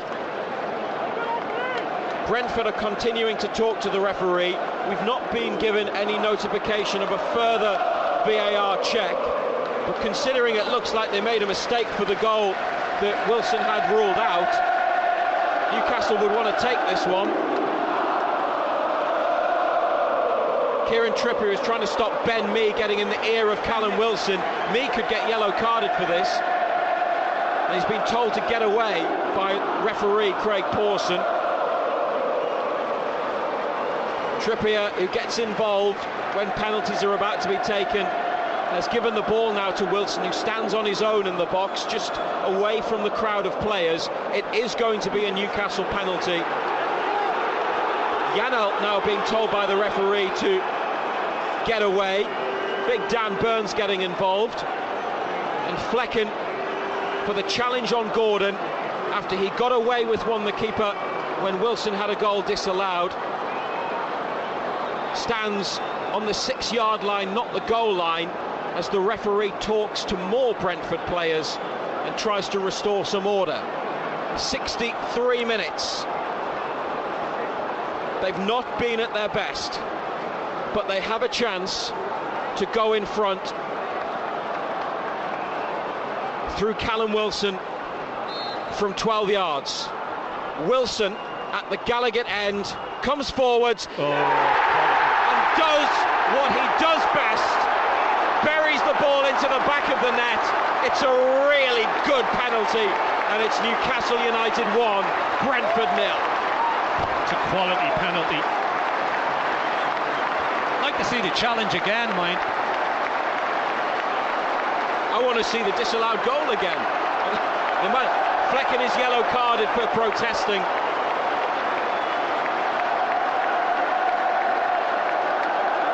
It's a match that's probably been a bit difficult to control, but maybe they got the two decisions wrong. The initial goal should have stood, perhaps that one shouldn't have. But we need to see more angles, and we need to see it again. It's never a penalty. His knee's gone into the back of Gordon's leg. Anyway, the penalty, top corner. Quality penalty. Top corner from Wilson. They've given that penalty because they know they made a mistake on the goal. And quite how they made a mistake for the goal, I don't know. It's ridiculous. Ridiculous. Officiating.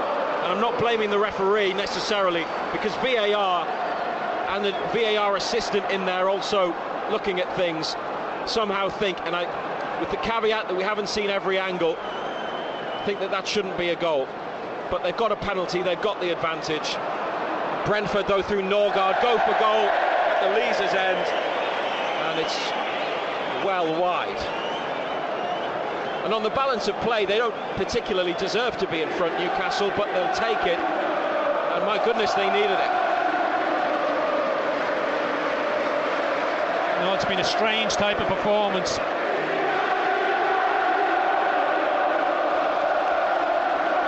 Eddie Howe and Jason Tindall have called over Anthony Gordon, and because they're both on the touchline, fourth official Tony Harrington has told Tindall to get back. Wilson heads on, Gordon tries to get in behind Hickey. That could be a foul, and it is. It's always going to be given, that sort of challenge. It's lent into him. Well, no, it's not, because he did the same on Trent Alexander-Arnold, that it wasn't given. Well, yeah, good point. Yeah.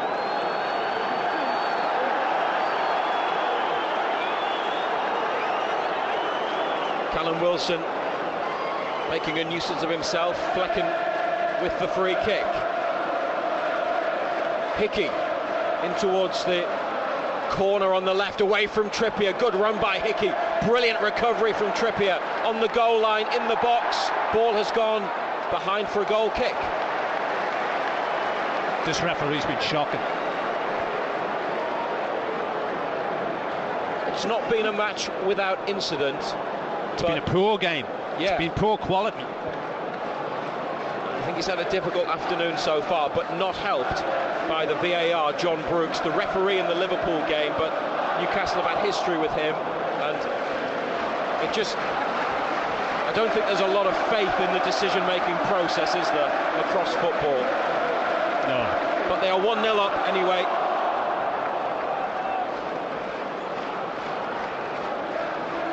And now Barnes with an opportunity to run from a header that gets him in on the left-hand side into the area. Harvey Barnes, Byrne with a cross from Barnes's ball back to him, caught by Flecken at the near side.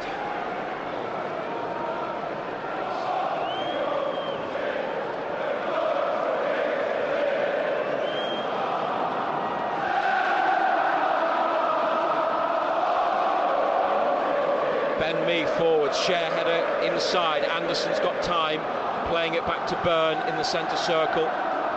BBC Radio Newcastle back to Botman. All the agitation in the home sections in the first half, and now they're singing about going to Italy on Tuesday. Barnes is giving his man the spin. Great play from Harvey Barnes, and he goes for goal but misses the target by a long way after a brilliant setup. Lovely turn and run. Not the finish he was after. Yeah, Collins tried to pinch it, didn't he? Can't try and pinch it there. Just hold your ground.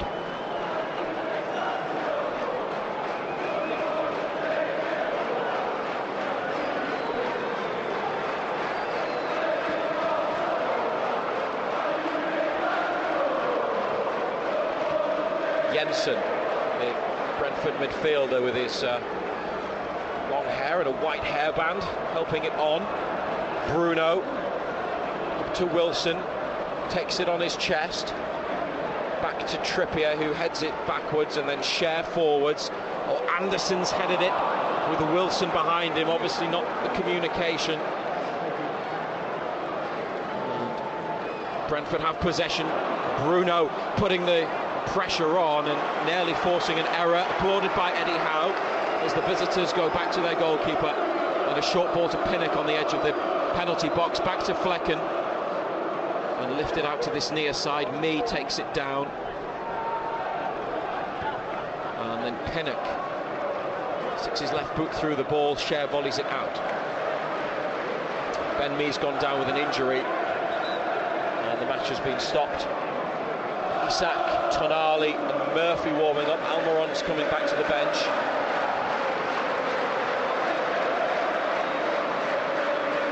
How do you see it now then, John Anderson? They've got the lead through the penalty after having the goal disallowed, but still not one of their better performances. No, it's been It's been disjointed, there's no doubt about that. And you've got to remember there's been 5 changes. But the energy levels, that press just isn't there. I think that will be a concern, Eddie Howe. When you have Joe Linton and Joe Willock, then you definitely lose something physically, don't you? Longstaff back in the team, Anderson starting. Up to this point, have they had much of an impact? They've done all right. Yeah, they've done all right. I mean, nobody's really had a big impact. As I say, it's been a little bit disjointed. But at the end of the day, it's all about winning, isn't it? 1-0 the score through Callum Wilson's penalty.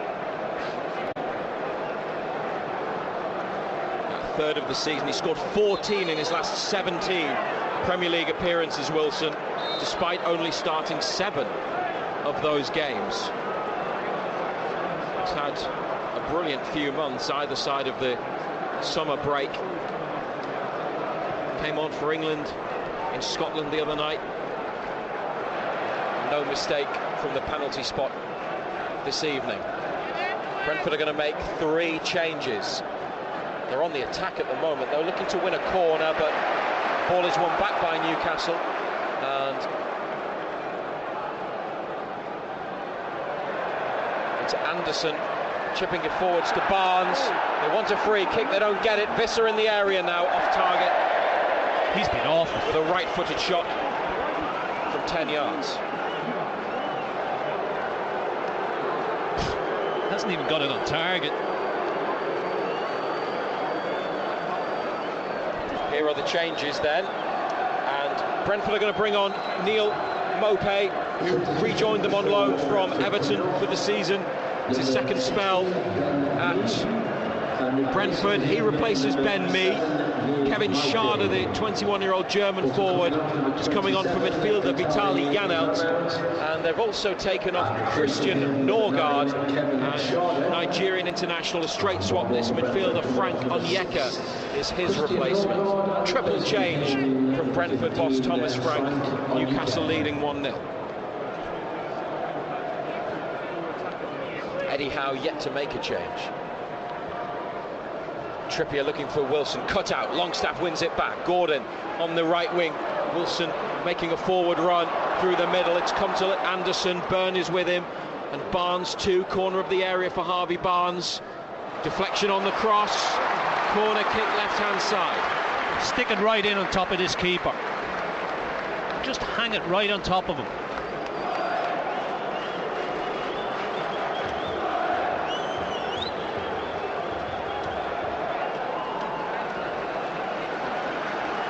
He's looked anything but secure.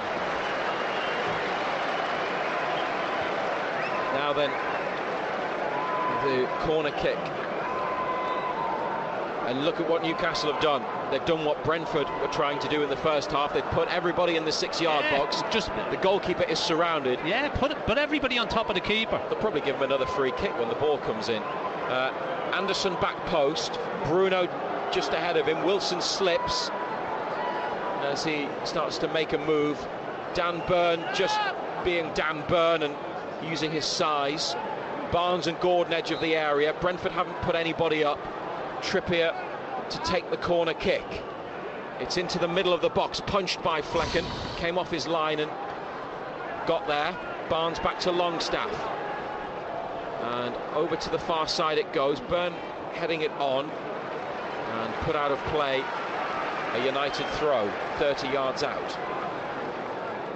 Trippier's going to leave it for Byrne because they're going to get players back into position. Cher and Trippier among them.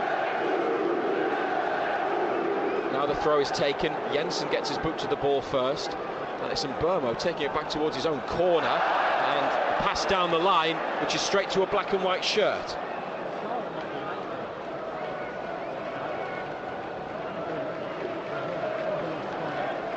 And it was Bruno who got there for United. Longstaff in front of halfway.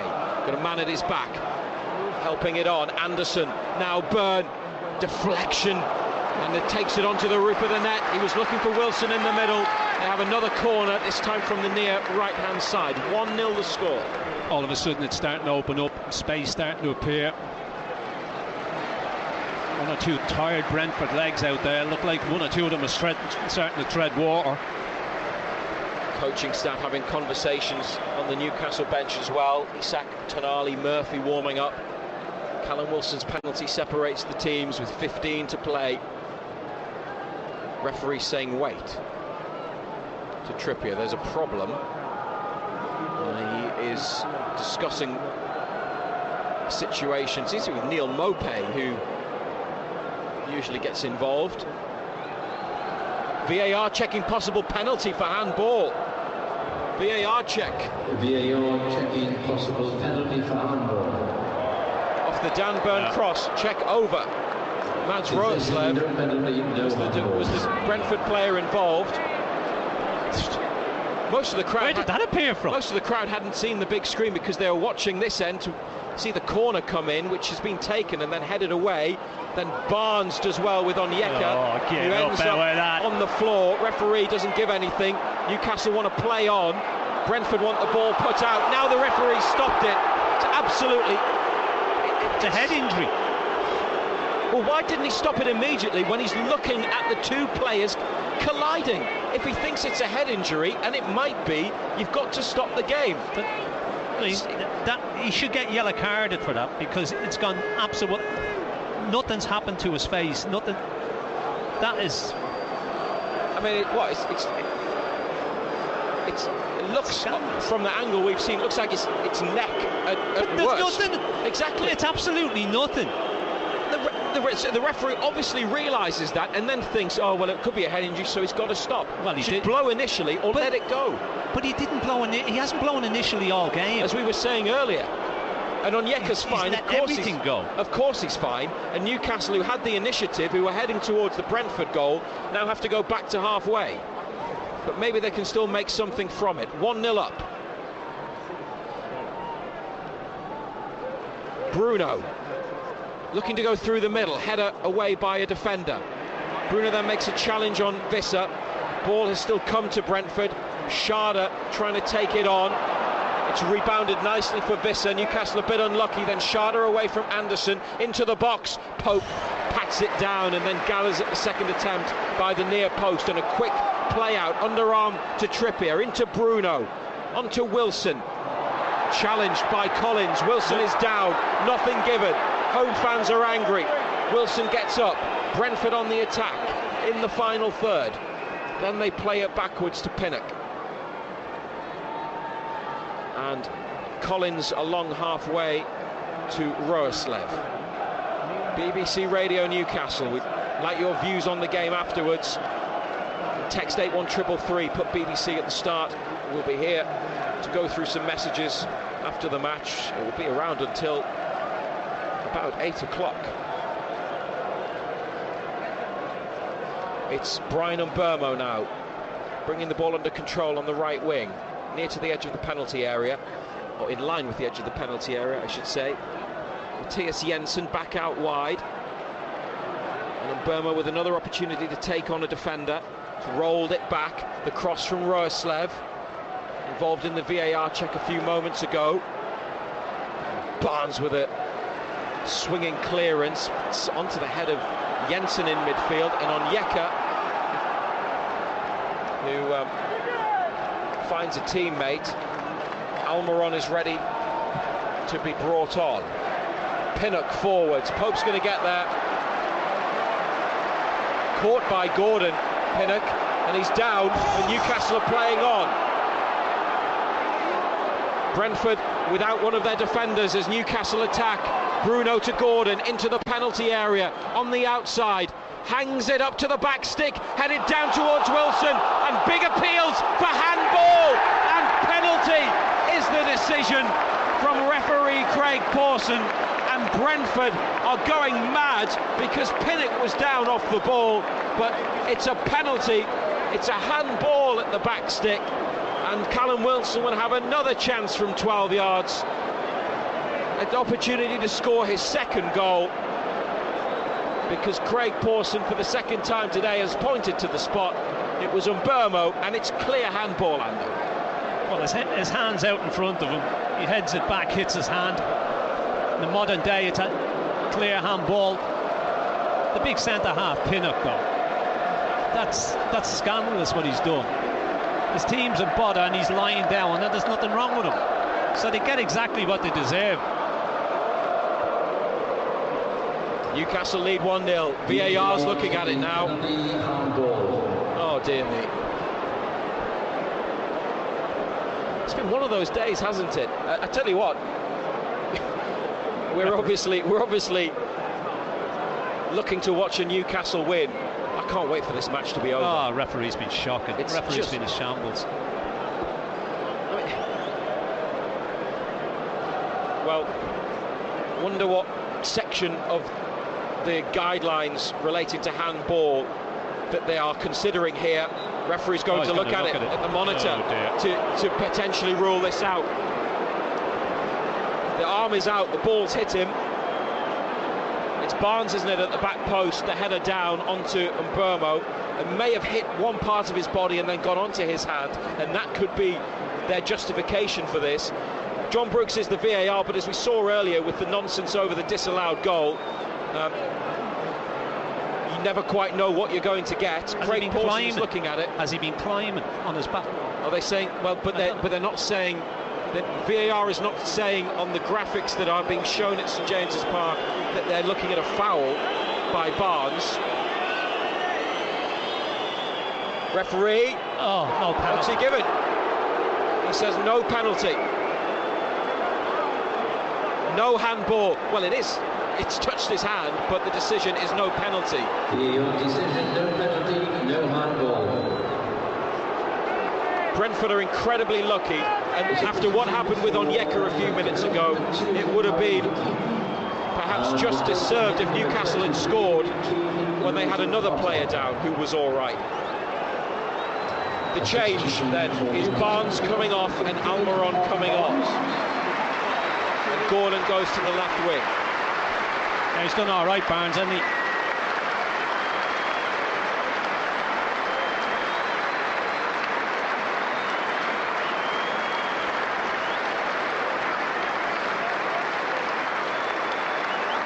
Replacing him with number 24, Miguel. Brentford have made a change in the meantime. They have introduced young forward Keane Lewis Potter. Signed him for big money from Hull last year, 16 million, but he's had injuries. He's hardly featured for them, and certainly not from the start of games. He's onto the left side. And I missed who he came on for in all of that, but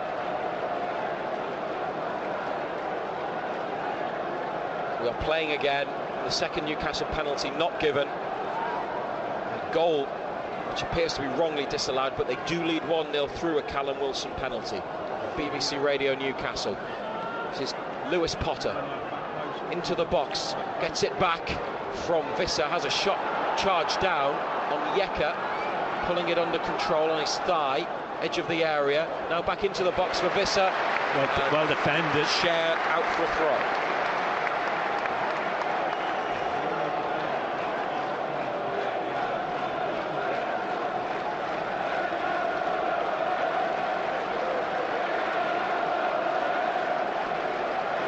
High up on the left-hand side. In the final 10 minutes now, Jensen could well be a long throw as he starts his run from the advertising board, reaches the line, lobs it into the area.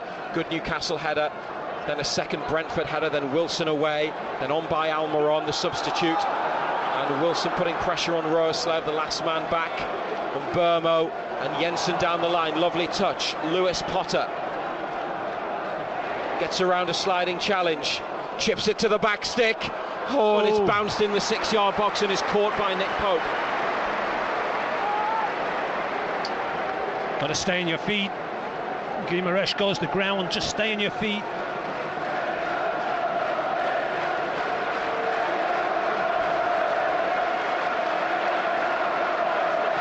Nick Pope, big kick out of his hands. Wilson, Collins got hold of Wilson, who got the touch, and the referee gives the free kick to Newcastle and yellow cards Nathan Collins, who's swinging his arms around in frustration.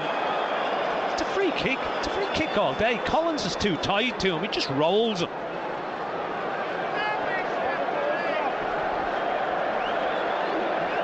But this referee's he's been awful, and so have VAR as well. It's been they've had a collective nightmare, really. Brentford have got plenty of things that they're not happy about as well. It's really been one of those matches where the officiating is going to be under scrutiny throughout the game and also afterwards.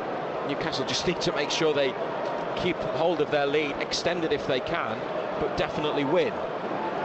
Anyway, this free kick, the line of spray is going down at the front of the D, so 10 yards further back from that is the ball, and it's very central, and it's very much Kieran Trippier territory, and he has moved the ball. Fabian Schär's with him. 2 Brentford players in a wall, 2 Newcastle men next to them. By the way, Keane Lewis Potter came on for Aaron Hickey, the left wing back, a few moments ago. It's been a while since Trippier scored from a free kick, and Schär too for that matter. Trippier's lifted it in, round the back towards Botman, hooked it into the middle, but Flecken catches. Decided not to go for goal. Roa Slevin on Onyeka nearly getting a tangle. It's played across to Jensen on the left side, deep in the Brentford half.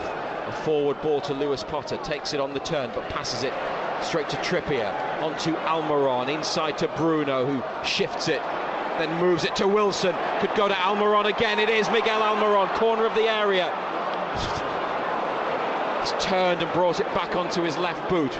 Bruno lifting it up for Wilson in the box. Wilson wins, almost won a corner, but the ball's run along the line. Then he gets a throw off. Oh, it's throw that's gone Brentford's way, off Pinnock, off Wilson.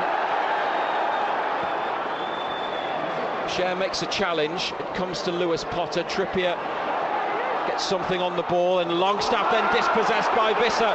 Mopé slipping it through for Schade, who's quick and away from Byrne, but Byrne makes a brilliant recovery and sticks it behind for a corner kick.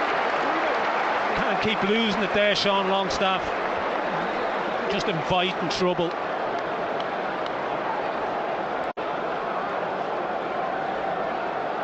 Brilliant from Dan Byrne. Still 1-0 to Newcastle. Yeah, he just stuck out one of them long legs, didn't he?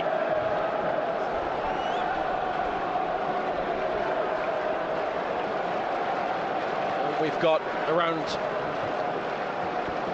2.5 minutes of normal time remaining. Referee spotted something in the middle of the box that he objects to. It's going to be a card for someone. I tell you what, how many times has he done this? Keeping order. I mean, it could be Brentford's tactics where they just throw everybody in and crowd around the goalkeeper. It's going to be contact, isn't there? Jensen with a right-footed corner from the left. 1-0 up Newcastle. Headed away by Longstaff. Onyeka back in. Then another United header. Then Gordon. He couldn't help it onto Almiron. And then a back pass from Jensen. He's potentially a bit short. Flecken up into Newcastle's half, but too high for Mopé.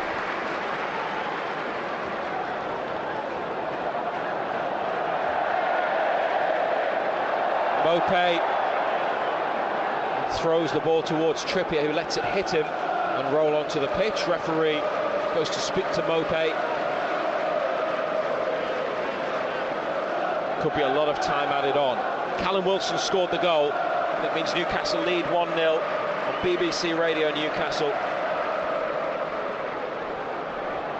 Botman with a header into midfield. Anderson flicking it on. Gordon's on the move. Wilson's got it.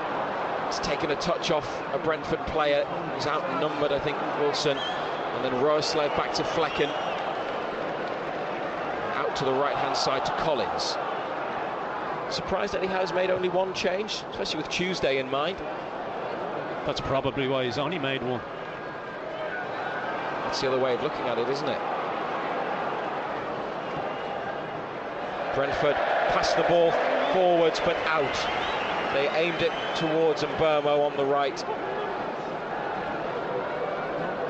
And they've got 4 men in their front line. It's in fact, they've got 5 attackers out there at the moment. They've changed their system. Mopé and Sharda, with Lewis Potter on the left and Burmo on the right. 9 minutes behind. Where does he get 9 minutes from? Well, that is the additional period, the minimum of 9 minutes. It's all the VAR checks, isn't it? And Onyeka being down when he wasn't hurt. Brentford have made a few substitutions, but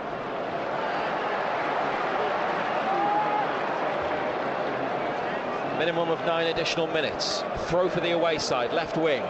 Back to Jensen.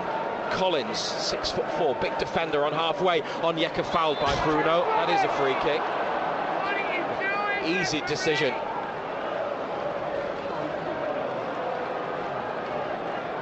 Sharda. Close to the goal line on the right. 3 in black and white there. Rolling it back to Roeslev, out wide to Sharda again. Roeslev's continued a forward run as Sharda comes infield. Onyeka with his left wrist strapped, turns and plays it to a teammate on the touchline. Sharda then dispossessed by Gordon. Throw goes the way of Brentford as the ball spins out. We're into the 2nd minute of the minimum 9. 08000 321 333 on WhatsApp. 08000 321 333. Put BBC at the start to send us a message about the game. Throw has been taken by Jensen, and then it comes back to Roeslev. It's not the best ball into the box, stabbed away by Byrne, but Almiron can't get there. Onyeka just about gets away from Almiron, and then Bruno collides with Onyeka off the ball. The Nigerian for Brentford has it again on halfway. Pinnock down the line for Visser to chase. Scher is with him. Ooh, that's a free kick. Sliding challenge, and it is a free kick, yeah. It's got nowhere near the ball. Visser is off the pitch currently, but he was fouled by Fabian Scher. No yellow card, but he certainly got none of the ball.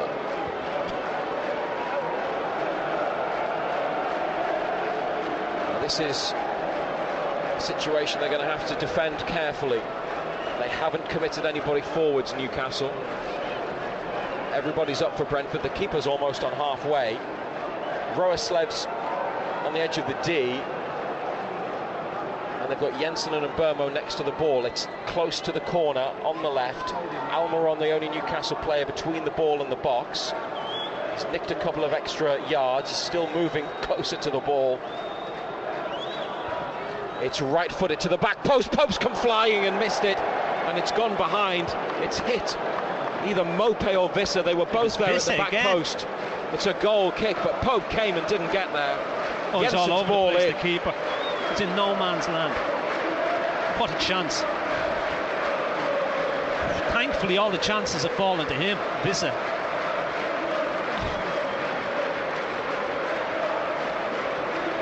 Few home fans are heading towards the exits. There's still 6 minutes to play.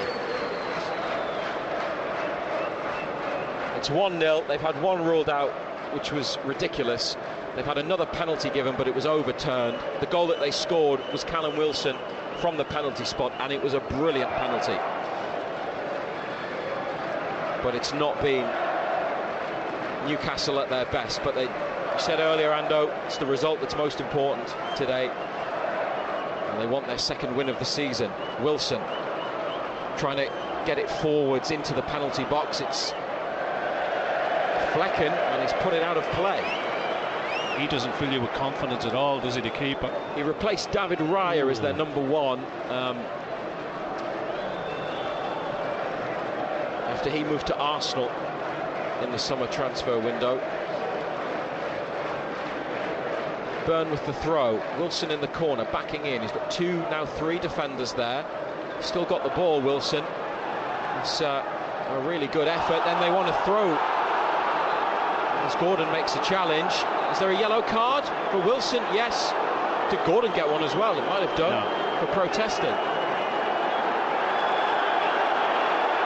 And the supporters taking the opportunity to remind Craig Pawson that Brentford were trying to take the throw through Roeslev from much further forwards than the point where the ball left the pitch. 1-0 to Newcastle. Longstaff with a challenge. Almiron couldn't get away from Jensen, who's gone for a quick one over the top. Keane, Lewis Potter unable to get there, and it will be now United throw. Should have been a Newcastle throw, by the way. It went out off Mbermo. Wilson got yellow carded because he pushed Onyeka in the back and he landed on the floor on his knees. Longstaff away. Wilson and Collins chase after the ball. The defender back to goalkeeper. Shifts it across his box and then lifted up to halfway. Dan Burn coming in after it. Nods it down. Brentford have a player on the floor. Almiron's been played in, but the keeper's going to get there.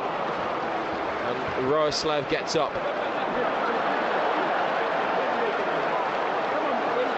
We're into the 6th minute of the additional time. Still 1-0 up at St James's. Cher cushioned header to Trippier. Down the line to Longstaff. Inside to Bruno. It is stretched the space, and Bruno tries to use the space and go on a run. And a challenge has come in, and he's a bit unfortunate. It's never a free kick, Bruno, because he made good progress, but it's not a foul. And Brentford play on. Then he's kicked through on Onyeka, and he's going to get a yellow card, Bruno. Referee tells him to go away. Frustration from Bruno. He started a really promising move and then got squeezed out, sandwiched out of it, and in frustration deservedly gets a yellow card. Burn with a header away from the long kick forwards. Still no sign of another Newcastle change. With almost 7 minutes of the minimum 9 played, hung into the box looking for Visser, and Pope has done really well to take it over the top of the Brentford striker. Disappointed if he didn't take it. Just came right to the 18-yard line, that's all. It's in the air a long time. Puts it on the floor and kicks long. Wilson battling for it with Pinnock and Onyeka and beating both of them. And now Anderson takes it on. Couldn't get it through to Almiron, and Gordon lurking in the box meant that Roeslev had to stick it out. And it's Newcastle's ball. Is it a corner or a throw? Not sure. Corner by the looks of it. Just keep it in the corner. Just take it short. Keep it in there.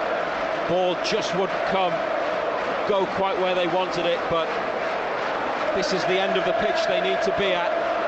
With just over a minute remaining, plus whatever else Craig Pawson adds on to what's already been added on. 1-0 up through Callum Wilson's penalty. Burn. It's a throw. And they did keep it short from the corner. Gordon makes a run. It's onto the chest of Wilson. There's 2 with him. That might be another corner. It's a throw or a free kick? It's a corner. Is it a corner? This referee, honestly, he's flinging his arms every which way, and nobody's got any idea what he's doing. It is a corner. I don't think he's got any idea what he's doing himself. I don't think he'll reflect on this as one of his happier afternoons refereeing, but the VAR does not get off scot-free either after the decision to disallow the first Newcastle goal. Still 1-0 up, deep into added-on time. The 9 minutes just about being played. BBC Radio Newcastle. Fans are on their feet, making the noise, looking to see this one out. It's gone behind for a goal kick this time, and we're into minute number 10. Brentford are playing on. It's Jensen in the box. Plays it square away from Wilson, back to the keeper. He's played it behind Wilson and across to Jensen. Then it's going to go to the keeper again. Gordon closes down, moved on towards Roerslev, just gets there and keeps it in. Behind halfway, hung up to the edge of the area, Trippier on his chest. Forward to Bruno. They can go and get a second, maybe, Newcastle, and kill it off. Anderson to Gordon. Might just take it to the corner. On the left wing, away from Mbermo. Anthony Gordon into the corner. Actually puts it into the box. Flecken picks it up. They won't want that to cost them, Newcastle, and it doesn't cost them, because there is the final whistle. A handshake between Eddie Howe and Thomas Frank, and a whistle from Craig Pawson that they really needed. They are out on their feet, some of them in black and white. Gordon lying flat on the pitch, Bruno on his knees, Anderson bent over, Wilson as well. It's been a bit of a slog, John Anderson. There's been some officiating that will be debated afterwards, but through a Callum Wilson penalty, they have won. They've ended the run of defeats, and they have a second Premier League victory of the season. Yeah, it wasn't pretty. It was hard work. Had to dig in. It just doesn't seem to be clicking for whatever reason. That intensity and that pressing isn't there. I have to say, I didn't think it was a penalty, but the goal that was disallowed was an absolute disgrace. He gets absolutely nowhere near it. There's absolutely nothing wrong. The referee had an absolute nightmare. It's weak goalkeeping, isn't it? It's just weak goalkeeping. Goal. Yeah, it's just poor goalkeeping. Goalkeepers nowadays think if somebody jumps in front of them, they should get a free kick. And goal should never have been disallowed. And I think he realised that he made a mistake in that. And that's why he gave the penalty. But look, it was hard work. It wasn't an easy watch.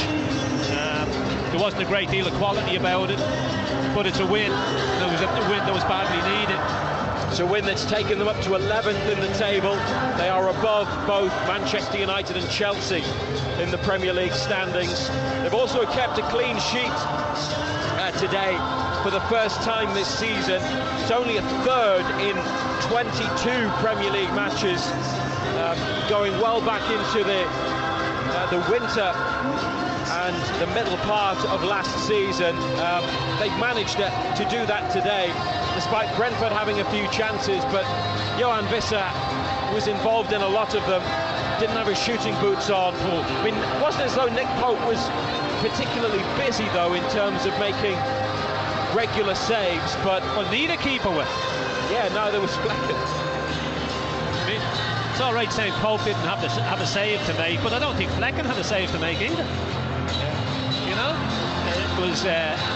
it wasn't a great game. It was, as I say, it was a hard watch. But it's 3 points at the end of the day. But it'll be interesting now to see how many of these start at Milan on Tuesday night. We need to get ready for that. But look, at the end of the day, we needed to get back to winning ways, and that's what we've done. You can tweet us at BBC Newcastle, on text 81333. WhatsApp is 08000 321 333. If you're texting or it's a WhatsApp message, you need to put BBC at the start. Brentford players heading off, Newcastle doing a lap of the pitch. That's the other point, Ando. Finally, for now, I know you're going to stay around with Colin White for a few minutes to have another chat about the game and go through some messages, but he made one change. They had to dig in, the 11 who were out there, and as I mentioned at the whistle, a lot of them looked absolutely shattered. There's a lot of additional time as well. Almiron came on and was Almiron, but you have Tonali on the bench. Isak might well come in on Tuesday. We're not sure on Joe Linton's condition, not in the squad today. But maybe that was with an eye to Tuesday, because some of those players will be asked to go again, but others will get a rest. Well, you would imagine, look, the back four will be exactly the same, you would think. A lot will depend on Tonali and Joe Linton, whether they're fit or not. And then up top, you would think that Almiron will probably come back in. Does he bring Isak back in because Wilson scored again? He would feel hard done to if he was left out. Decisions for him to make, and a lot will depend on injuries and how players recover from today. But you would imagine that the back four will be exactly the same on Tuesday night. There'll be coverage on BBC Radio Newcastle from Milan. Total Sport on all week, 6 until 8, but an earlier start at 5 o'clock on Tuesday ahead of the Champions League tie, which is a 5:45 kickoff. The Newcastle players are heading off the pitch. Quite a few fans have stayed to applaud them off. Black and white flags are being held up and waved by some of the fans at the front of the Milburn stand as Wilson, Gordon and Trippier are the last to head down the tunnel. Brentford's unbeaten start then ended by Newcastle United, who have their second win of the season, given to them by the Callum Wilson goal from the penalty spot, his third of the campaign. And Wilson, who signed a new one-year contract to keep him at Newcastle until 2025, is now joint 5th on their list of Premier League goal scorers in the competition's history. It's moved him level with Les Ferdinand on 41 Newcastle Premier League goals. He is 2 off Andy Cole and Shola Amiobi, and 5 off Peter Beardsley, and then way out in front, who else of course but Alan Shearer. Final score at St James's Park, they got the result they needed. It's Newcastle United 1, Brentford 0. I want to know if I'm the only person in the world who talks to inanimate objects. Matt Bailey at breakfast. My wife Katie caught me talking to our washing machine because it's a little bit old now. It needs a bit of coaxing along from time to time. Sort of explain what I'm doing to her. I'm like, right, son, I'm going to pop these in you now. We're going to turn you on. We're going to go for a full wash and we're going to get through this one together, okay? The one I talk to the most, I think, is the printer. Sometimes I'll go over to it and plug in my computer into it, and the printer straight away is like, oh, I don't like this. This is a foreign object being put into me. Michael, let's be honest, I'm siding with your printer here. I don't want you putting any foreign objects into me either. The sound of the North East at breakfast. BBC Radio Newcastle, making a difference in the North East. Newcastle United beat Brentford then by 1-0. Thank you to Matthew Racebeck, who is off to speak to Eddie Howe. John Henderson is sticking around for a few minutes more. It felt like a hard kind of game to analyse, and it was very, very scrappy. And Adam, who has posted a comment on the BBC Sport website, says it was a poor advert for the Premier League. Was it generally a poor quality football match? Yeah, there wasn't a great deal of quality about it at all. Referee didn't help, to be fair. I'm coming to him, because I don't think half the time he knew what he was doing. The officiating was poor, but the quality on the pitch was poor as well. Decision making was poor. Thought Brentford started the game well. We had the better of the second half, but there wasn't too many clear-cut chances. It wasn't a game that had you on the edge of your seat. The quality was poor. You said before the game that it was probably all about the result today, but and therefore it's a success because Newcastle United have won the game. Look, we've lost our last 3. It was about getting back to winning ways. We've done that, but there was 1 or 2 worrying signs as well, because in the last 3 games people were questioning the pressing, the high press, the energy levels, and you thought that all that would be there today, and it wasn't. That high press and those energy levels weren't there again today. So it's but at the end of the day it was about getting back to winning ways, and we managed to do that. Yeah, because this is... Everybody had Milan in mind to certain degrees. I'm not saying the players were distracted or anything like that, but Eddie Howe's changes to the starting lineup were clearly made with Milan in mind, weren't they? It depends on which way you look at it, Colin. Obviously Joe Linton wasn't involved at all today. Will he be fit for Milan? Tonali was on the bench. Was he 100% fit? Will he figure in Milan? Almiron, had a long trip halfway around the world. Probably the reason he was on the bench. You would think that he would play in Milan. The back four cleared.